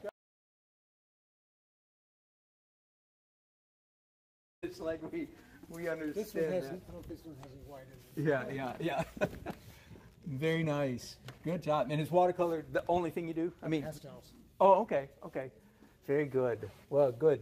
Excellent. I wish I had more clever things to say to you, Jay. I don't. I just very nice painting. Yeah. Anybody else want to criticize Jay? Good to meet you. Anybody else in this area? I have one there. Oh, yeah. And one there. Which one is yours? The pink roof. Oh, the dog? Oh, congratulations. Okay, and your name, you're Thomas. Okay, so, lovely. I do have one very specific, and I love that one. On this one, I love the idea, and it's obvious to me that you know what you're doing, so to speak. And I understand you haven't been painting that long, right? Just a hobby all my life. Okay. Mostly drawing, though. Yeah. Okay. Through as an architect. Yeah. But I've been concentrating on watercolors for about a year. Okay. A year of watercolor. That's pretty quick. Especially this one over here. Brilliant. This one, Thomas. The only thing I would say is, and I love the idea. I love the basic thing. The birds that you added. They look like an afterthought. They look like a last-minute thing, or I'm not sure that's the right word. Should have been darker. No, I think they could have actually been looser. Not all rendered the same way. Like that one right there is beautiful. This one could have been fuzzier and fuzzier. Does that make sense? And now those are okay, but over here they're all kind of rendered sort of with the same degree of specificity, same degree of hard edge. So let some of them be just. And how do you do that in watercolor? Well, do it and then dab it real quickly with the tissue so that it's more diffuse. Does that make sense? Mm-hmm. That's one very specific. Now, if you don't mind, let's go over here and look at Thomas, his award winner over here. And I had the same question here. Do everybody know what I mean when you say, did you cheat any? in watercolor, it's if you come back with an opaque medium, which I cheat like heck. That's the only time I do that. Otherwise, I don't worry about it. Opaque in there. Yeah. Well, and so that's just good. I mean, the values in that, just everything about it. Beautiful darks, and again, those of you who do watercolor, you know how hard it is to get that dark. And if you haven't done watercolor, it's hard to get that dark. Okay, either you really right off the bat you just really load up with not much water and a lot of pigment, or more often than not you do it and then it dries. To get it that dark, do you remember? 2, maybe 3. Yeah.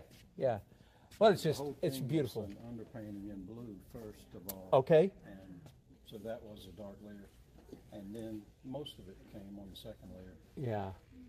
Well, and was it a photograph of yours, or what were you doing from? I see that scene almost every day since I retired, because the lighting was so beautiful. I grabbed my camera and took pictures.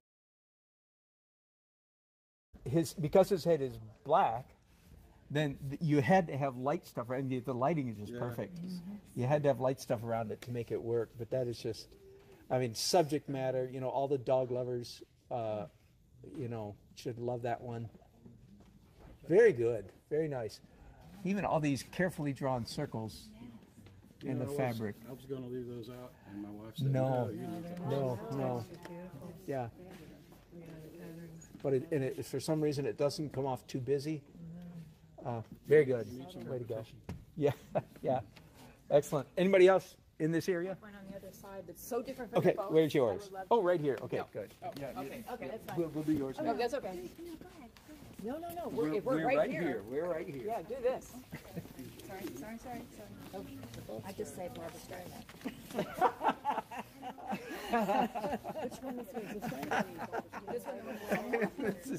This one? Janice. Janice just confessed. She just confessed Barbara Streisand syndrome. Misty watercolor memories. Oh no, it could not too bad. Could have been a lot worse, Janice. What fun. Good. Okay. Were you working from a photograph? Is very nice.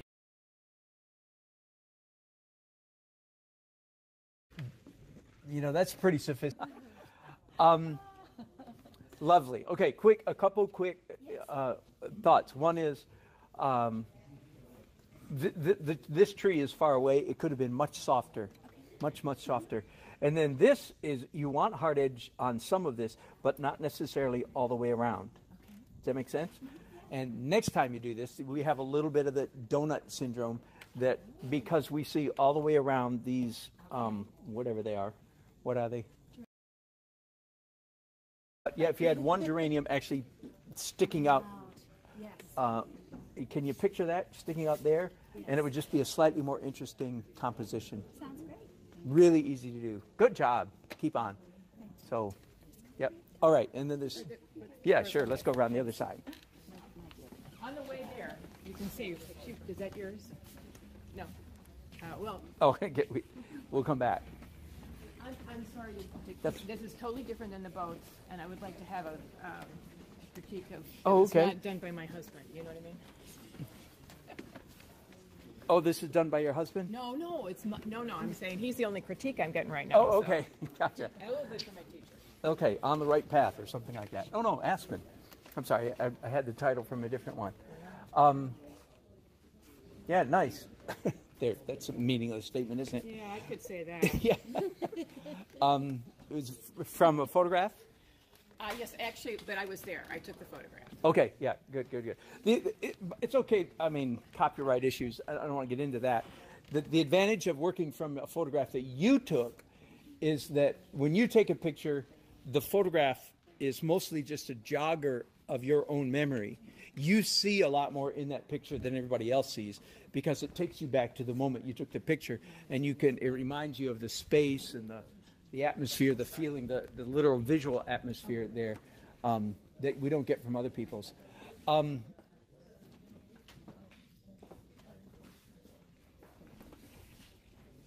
Makes us want to go down the path, doesn't it? Yeah. I have one thought that comes to mind on this one is, are these 1, 2, 3, 4, 5, 6, 7, 8 trees really all the same distance away or the same thickness? Do you see they're all... Well, here's the thing, that, aspen grow in bunches. Okay. And so generally when you see a bunch of aspen, they're the same distance apart. Okay. Yeah. Okay. The same distance, I varied them as much as I could without destroying, which was part of being... A painting for talking about painting foliage. If you'd shoved it over the one side or the other. Do all these on the next one.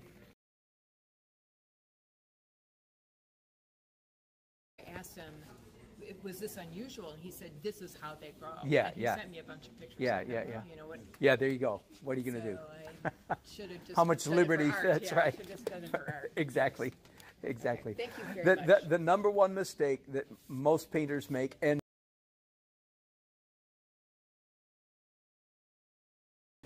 is I'm too much of a slave, too much copying what's in front of me, whether it's a photograph or plein air. And I have a regular painters group. We take a painting, and the laughter. Believe it or not, we've been doing this for so long because that's what we. It's a great way to put it. We are supposed to be, and that's still the number one mistake I make. Why'd you put that in there? Why'd you put that magazine in there? Because it was there. Anybody else nearby? Okay. Oh well, nice. Isn't it nice painting, everybody? Mm-hmm. Nice color, nice composition. Nice high horizon. I like it. The horizon's up here because we're looking down. Well done. and the boat at that angle, of course, that just is what makes the painting. Although I love this angle and then the angle of the wave. Was it the photograph really that way? Just a, Well, I think I exaggerated. lucky, good. I was going to say a lucky photograph, or you edited to make this come down further, so that we get that X. Very well done. And of course, our eyes go right here, and then a little bit here, and here. Lovely. My favorite part of the painting, I think, is probably this right here. That is just really nice painterly work.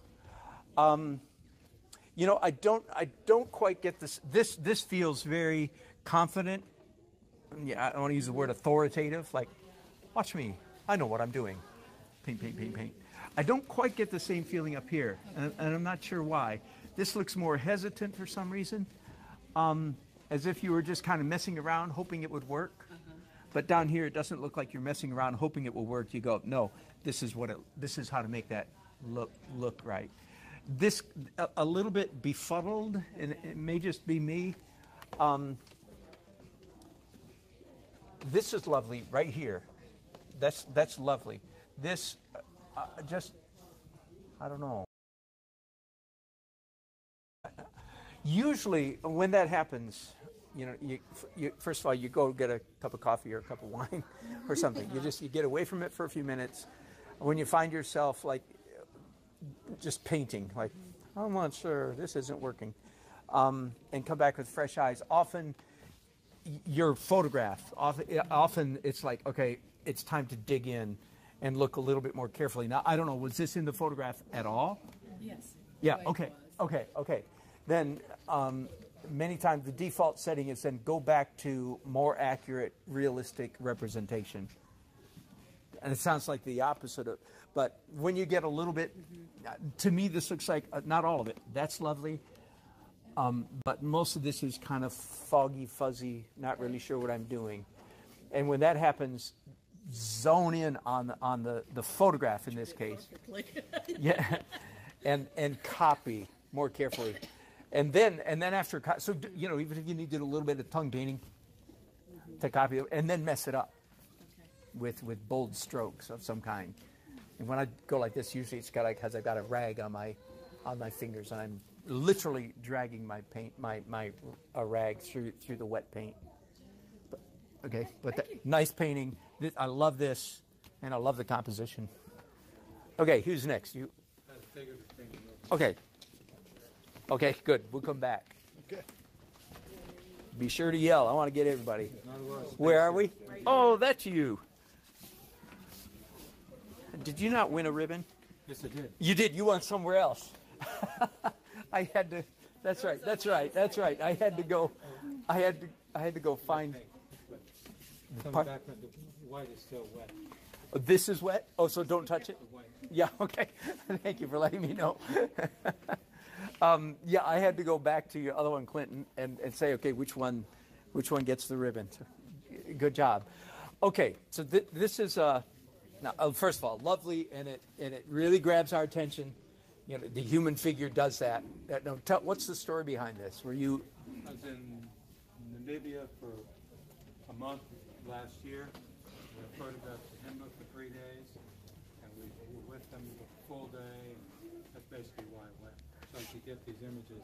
Really? That I could paint from. No, no kidding. You went there, and you photographed this one boy? Yes. Oh, over and over and over? No, the whole tribe. No, the whole tribe, the family. Gotcha. Yeah. Yeah. Oh. Before sun up to sundown. Wow. So you've got a whole lot of work ahead of you.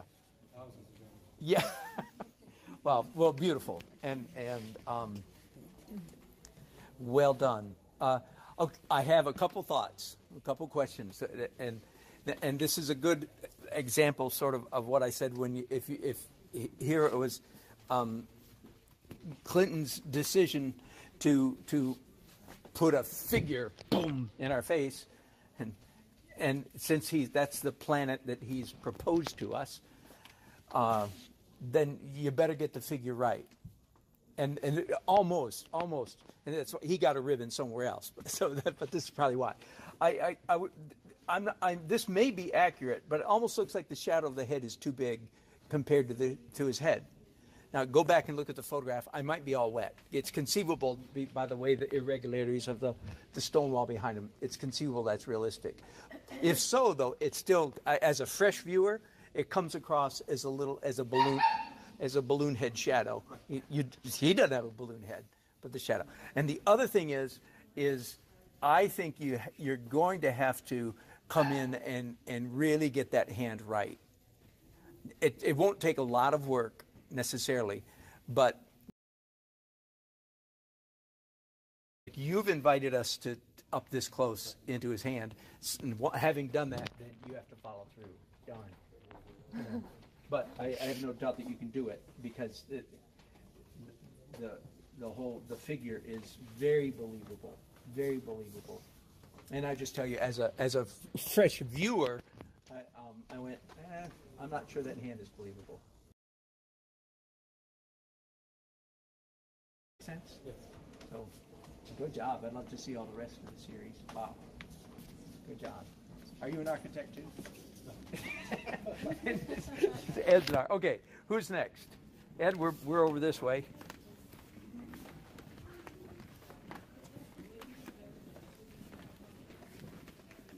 I would say that's an architect. Can't get loose. That's right. So Ed and I talked about this a little bit yesterday. We had a few minutes ago. We had 3 architects in our group here. Very, very nice. And we already talked about this. First of all, just nice painting. Who wouldn't like to have that hanging on their wall? Perfectly acceptable. I particularly down behind this dark marks, and even that. So that's just masterfully done, Ed. And then a tiny bit of lost edge right there. I mean, the lost edges is just one way of describing this mystery thing. We don't care what you paint; we care what you don't paint. That's what really gets our attention. And Ed said yesterday he's in recent months I've started using is learning how to paint stuff that looks like paint. And many people never make the leap to the second half. And again, no shame in either one, but by Ed's own admission, and being an architect, and I have an architect kind of mind. Same journey, as an illustrator. Thankfully, you were an illustrator, so you did a lot of realistic stuff.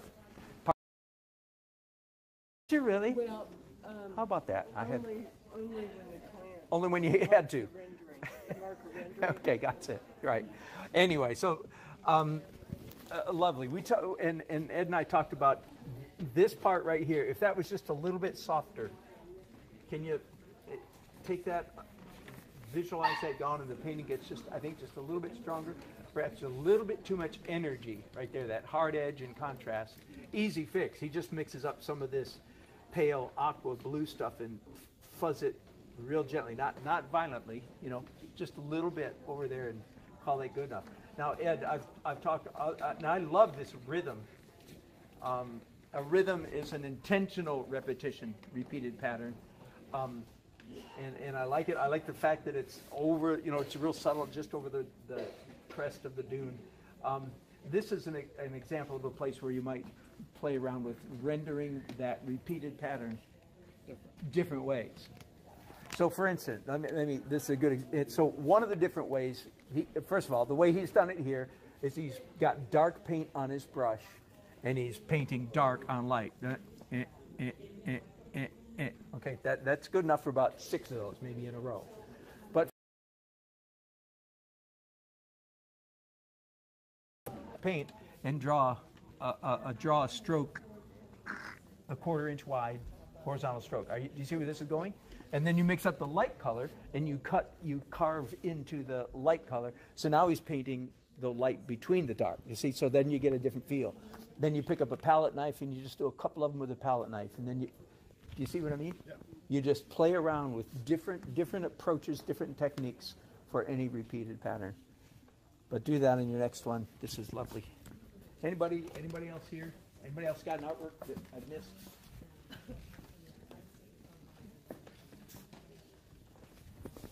we done? Thanks so much. I have a painting up there. Oh, yeah, that's, why is your painting up here? Because you won. Okay, let's see, yes, absolutely. And Brenda. the last girl, haven't been going to have them. Oh, okay, you have that there too. Okay, oh, yeah. Oh, there she is. Oh, see, I was wondering, Brenda, why we missed your painting earlier. I didn't realize that they had all been brought out here. All right. And Janet's not here. Oh, Janet is here. Janet's here. All right, let's go in order. Okay, so oh, anybody smell a rat? When I showed up at 9 o'clock yesterday morning, Janet met me at the door, and was my friend, and gave me the tour. You know, we walked around looking at all the paintings. And then she ends up winning something, something highly suspicious. So here's the rest of the story. She was right there at my elbow, and it's my job to be kind of an impartial judge. So I had my pretty good poker face on. She will tell you this. I had my pretty good poker face on. I'm just going, nodding, just kind of walking around like this. And her painting was over there, and I came around. I went, oh. Just like I did that. And she said yesterday, I made her day when I gasped at her painting. So, when you see this painting, these are all great, and there's a lot of great paintings in here. Where to start? I mean, again, for anybody that's, if you will, behind Janet in your journey, I mean, take notes. You watercolor people, take note. You oil people. Take note. This is just a clinic in oil painting. I was kind of surprised yesterday how many still lifes that ended up real high in this show in my evaluation, because I'm not given to still lifes, but that's just the way it turned out. I mean, what do you talk about? Color, focal point, surprising color, soft edges. All this is soft. Here's something I've been consciously saying to myself in the last 2.5, maybe 2.5 years now, yeah, that it's nearly impossible for a painting to have too many soft edges. What do you want in your painting? The answer is you want soft edges. You want soft. Nearly impossible to have too moderately soft in here, and then just hard here and there.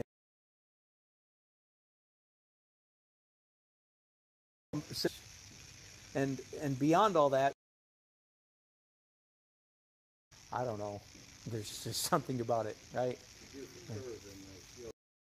All of these rules I would have time, value, texture. I'm not sure I got them all, but that blah blah blah that list. They are all post priori. Greek philosophers got together 2,000 years ago and scratched their chins and say, let's make up the rules for art. They have value. It's not a priori, but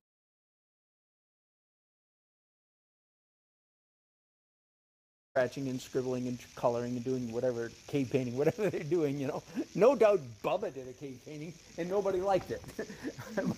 but somebody, one of those Lascaux, France, one of those people did a cave painting and they're like, whoa, it's a good. Recognize that if something was a good painting, well, look at this. It tends to have, good things, line, shape, value, texture, and then the way all of those are treated. So, and whenever you see a good painting, you could say, oh, yes, it has good line, shape, that list. But all that's really beside the point. The fact is there's something mysterious that goes beyond all of that and gets our attention. And all of that talk is just between us artists trying to come up with verbiage to describe what makes it a good painting. And then, so let's go to Brenda's. So Brenda had the nerve, again, to take us into a figure, a prominent figure. And so kudos to her and anybody that does,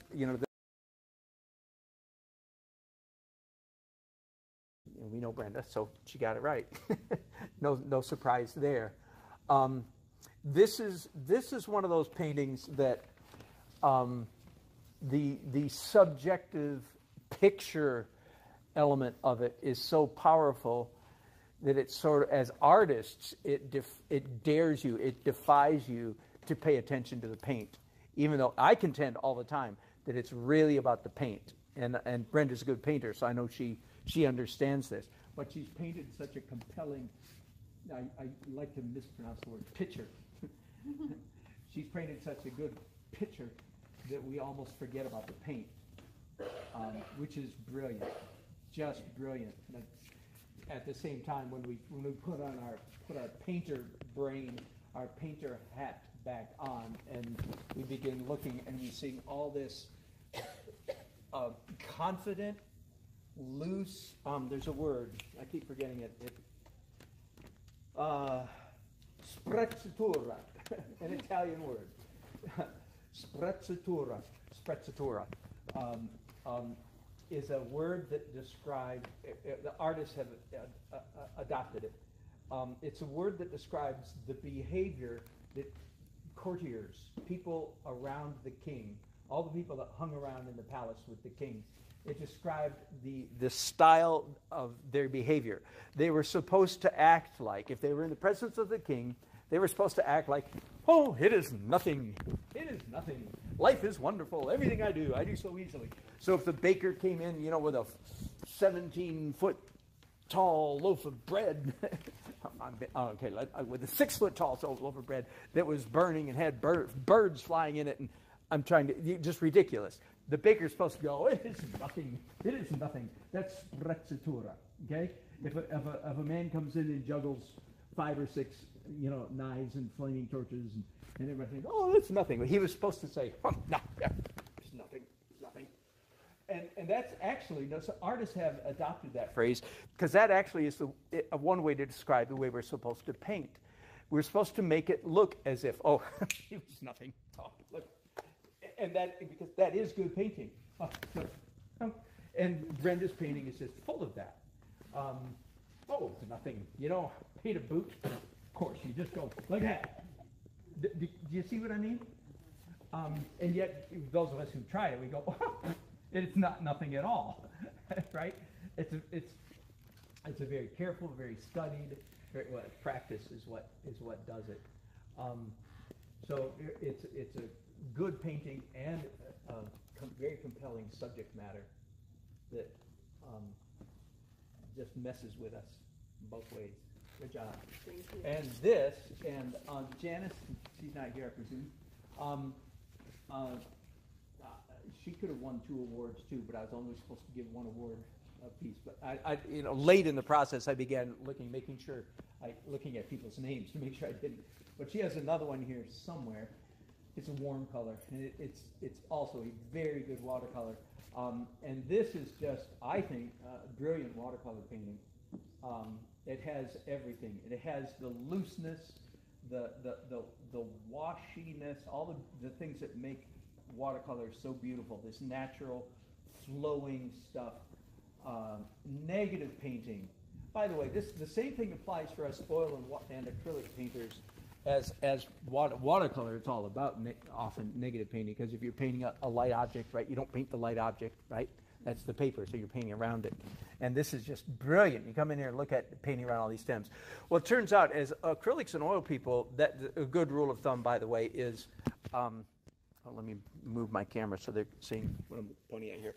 It turns out oil and watercolor, anytime that you can paint something in the negative, do.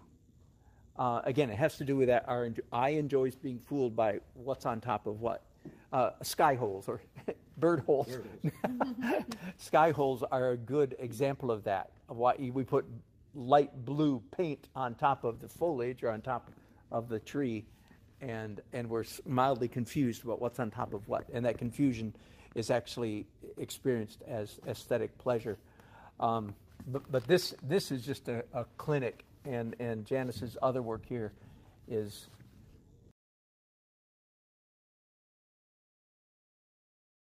more could have received ribbons, but these I do feel pretty pretty good about these 3.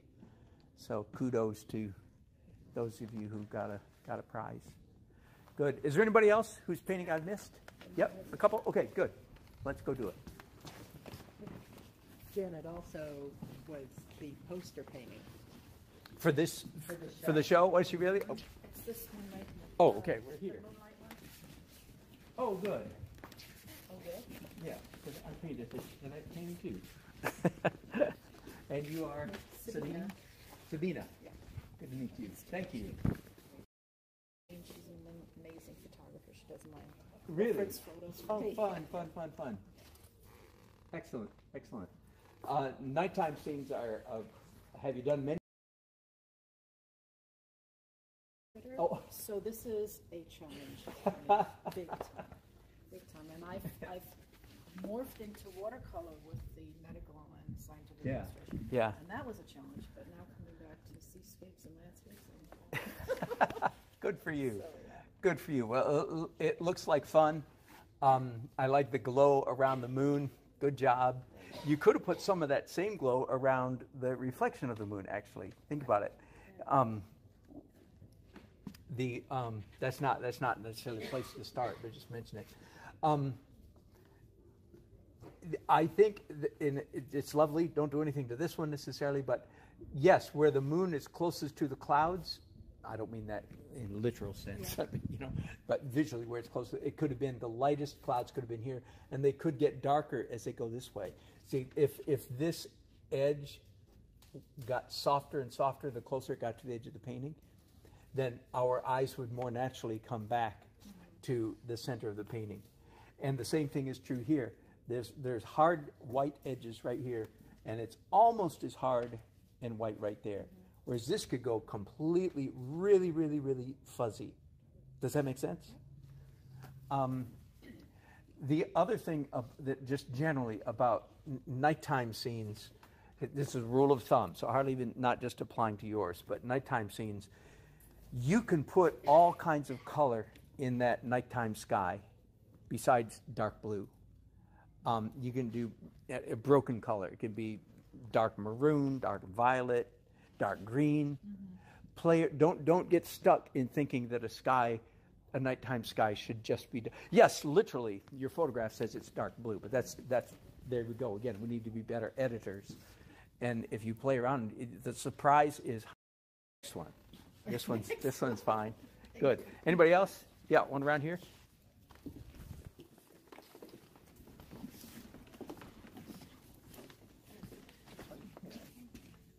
The abandoned or something like Forsaken. that. Forsaken.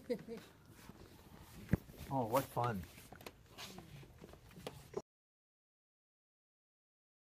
That's a joke. I'm not sure what it means. I'm not sure either. New Jersey needs a few. It doesn't look like a New Jersey.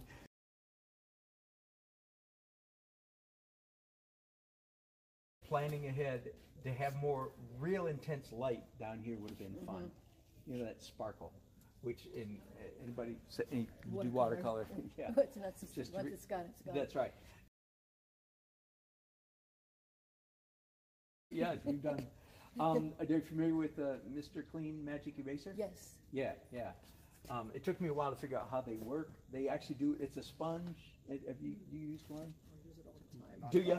Yes. Yeah. I erase walls with it. Yeah, that's right. Yeah. Use it in paintings? Yeah, use them on watercolor paintings. Yeah, use them on water.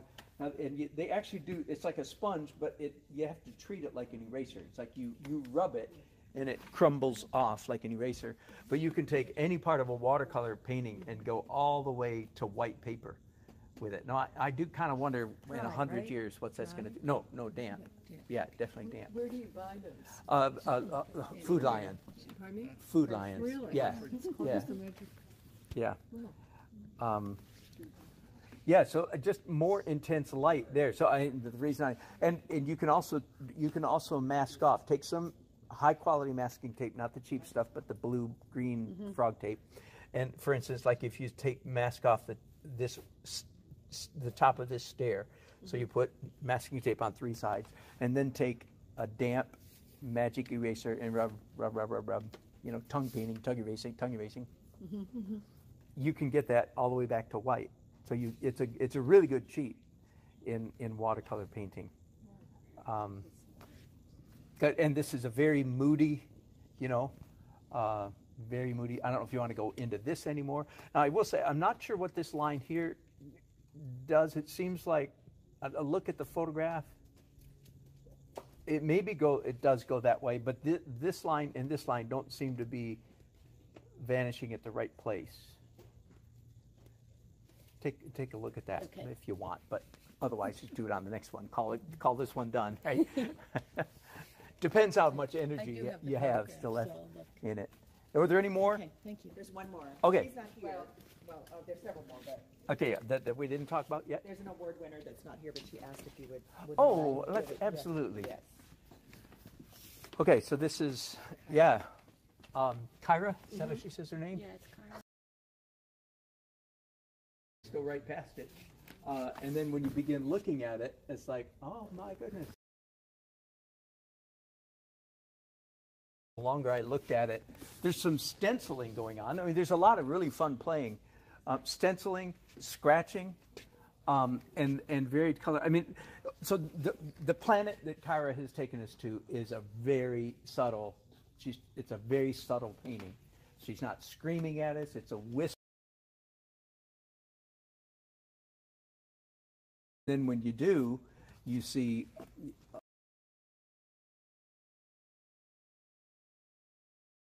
getting spattering, and I can't even tell what some of this stuff. Real subtle bits of color. Now, if I had staying in the whisper zone, not just had a spot. Opposite color. I think it might take it even yet again. Still staying real subtle, but one of the things to look for in all paintings is, especially a painting that's of a uniform palette, monochromatic like that. Monochromatic is a style, but it's not a hard and fast law.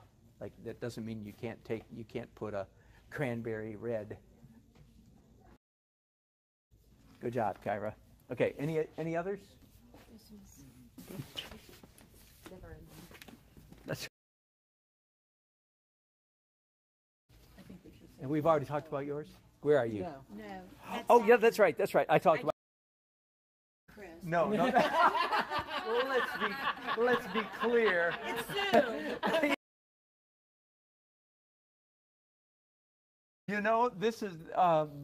this is one of those.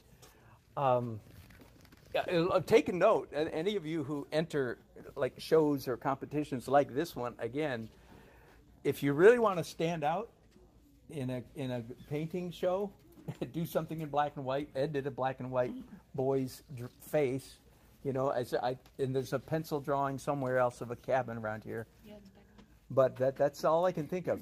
I may be forgetting one, but I can think of 3 black and whites.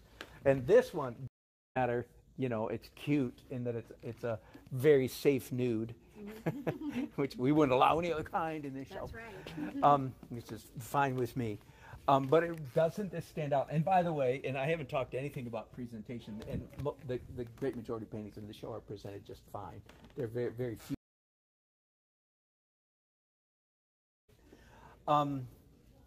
But I kept, of course, this caught my eye, as it did all of yours too. The first time you go by it, but I kept coming back to it.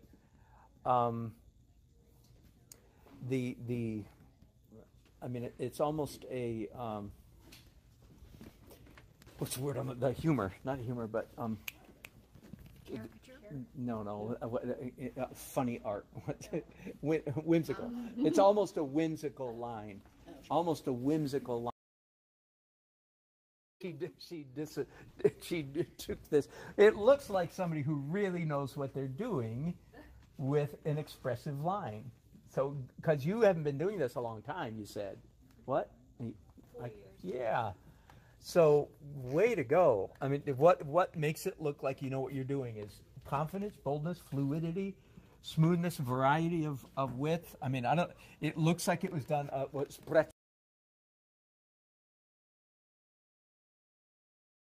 So you were actually trying to do it with a single stroke. Yeah, good job. Soft brush, obviously, right? Right? How big? Like was it a round? Yeah, it was a loaded round. Yeah, yeah. Very nice. No, you have obviously you have a real intuition for line for whatever this is, because it comes across as a very sophisticated. Has little hints of Medusa stuff at the top. I don't know if that's what you're aiming for. It's like it's your friend. I saw a picture somewhere, in a magazine, 10 years ago. Yeah. And I liked it. Yeah. And it was, yeah. you know, it was. Well, that's fun. I'm glad it's in the Yeah. show. It really gives a fun balance or counterbalance or something to the show. But anything else? Did you really? Yeah. How long ago was this? 4 years. 4 years ago. Oh, how fun. Okay, Sue and I have already talked about this, but I'll repeat. She won an award, and she has 2 paintings, one over there. This one, yeah. And this one. Did I mention this morning the 6 categories of abstract painting? I can't remember if I said that. In my interpretation, I understand. One of them, and real high on the list for me, is kinesthetic. That means movement-oriented, movement-focused. She has a lot of that in here. You could see exactly what her hand did, the kind of motion she made. But it's also it's intelligent. There's obviously very thought given to composition. And she said yesterday, which I really like, she said, I've gotten so that I really like white in a painting. And just the way you said that, it showed savvy, understanding, wisdom, growth. It's like, yeah, good. And I agree. I like the blue one over there too. But I do think I like this one. I was going to give once I saw this one. And other than that, it's just the classic. When you do a painting, and some of the things that you're doing right here are, fat lines versus, cobwebby little skinny lines, that juxtaposition. If do I have any critique? So in this case, she's got the boundary ratio thing. In this case, what she's doing trumps. I think this trumps that rule.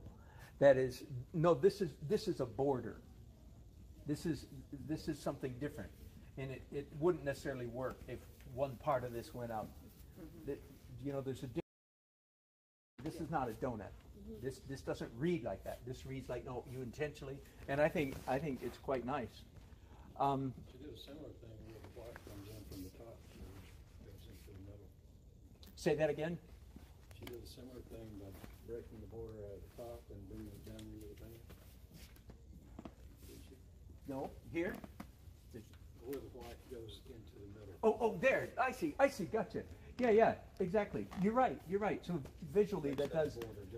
She drags the border, if you will, down into the painting. Good observation. Yeah, very good. Correct. Which may help make it not a donut, not the donut hole syndrome. Like a landscape to me. Yeah.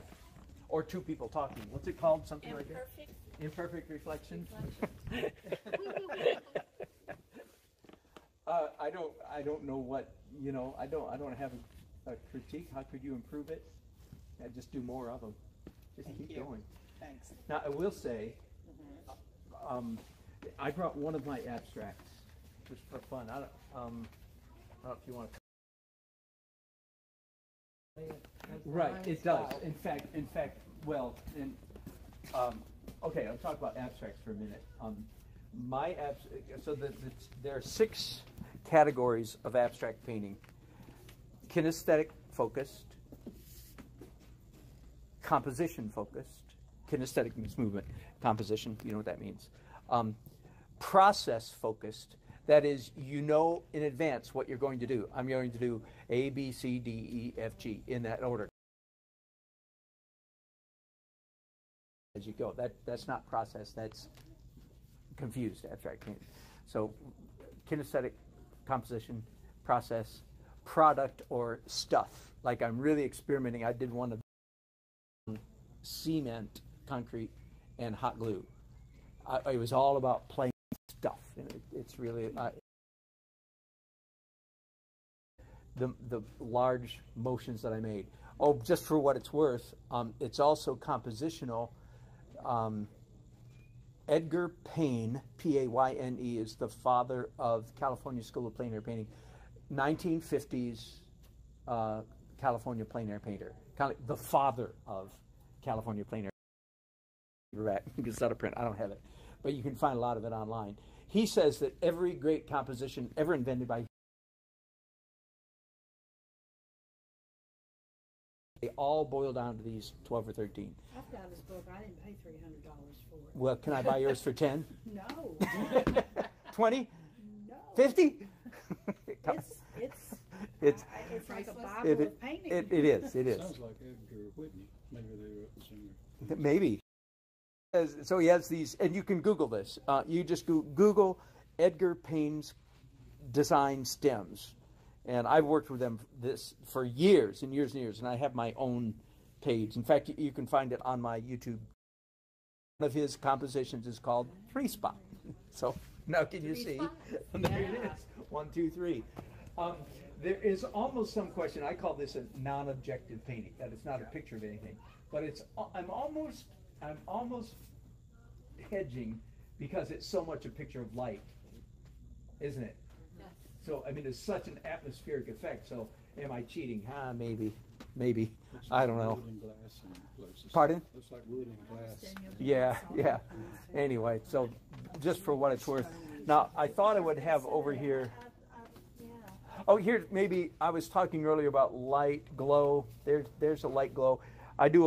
There's no cars or traffic lights. I do a lot of paintings with cars because I do cityscapes, cars or traffic lights in them, and I don't have any brake lights, brake lights and headlights I'm talking about, or stop lights. And there aren't any here. But that's glow. This is glow. Do I want this to look like it's glowing? Even around this window, if you're not paying attention, you just look and say, oh, the window's glowing. But if you're an artist and you pay attention, you say, oh, wow, well, the light from that window extends a half an inch.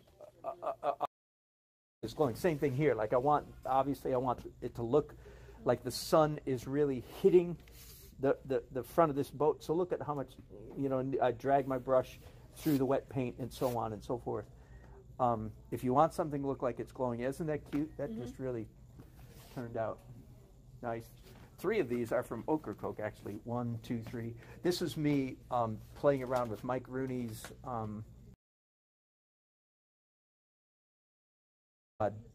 type. So it's slightly different for me, but I like it. For me, the rule in the last couple of years has been anytime there's a lot of sky in a painting, I underpaint it in orange, yellow, red, pink, orange, yellow. If there's a lot of sky. I don't know if this qualifies as a lot, but that's what I did there. It stands up to scrutiny pretty much. And these are all acrylics underneath and oil on top. A lot of the work. Pretty much. Right. Right. So I spend quite a bit of time. So are you getting? Share your secret? Yeah, I share everything. And by the way, none of these are terribly new. Is new. This was done in a class because I'm always, which had been a concrete objective for years. I do acrylics because you can opaque white, which ends up actually being translucent because unless you really thicken up. Yeah, kind of. You could say details. Right. So it's like that. Sort of the same. You can slat down. You can play with it, quickly. Oh, okay. I have to watch that. That's too. Yeah. I can't imagine. Yeah, my brain. Yeah. I'm afraid it would explode. Thank you. You're so very much. welcome. It was wonderful. Well, thank you all. Been fun. Good job. You're so generous with your knowledge and your time. You're very welcome. And your energy. Are you about to fall out now? No, I'm good. Very good critique. Good. Thank you. Thank you, Ben. It come from you. Means a lot. Appreciate it. So good to see you. You have a very, if there's a style, and I recognize it even in that one, it's very batik-like. Yes. Isn't that funny? I think it's from all Where does the that batik negative. come from? Yeah. Negative Right. painting. Right. Yeah. It's Right. That has come up before. That's you. And you're right. That's you. Batik-like. Yeah. And That's this, good. I have already bought 2 Statues of Liberty. Have you really? Part of it is the politics of the day. Yeah, So, that's right. excuse me.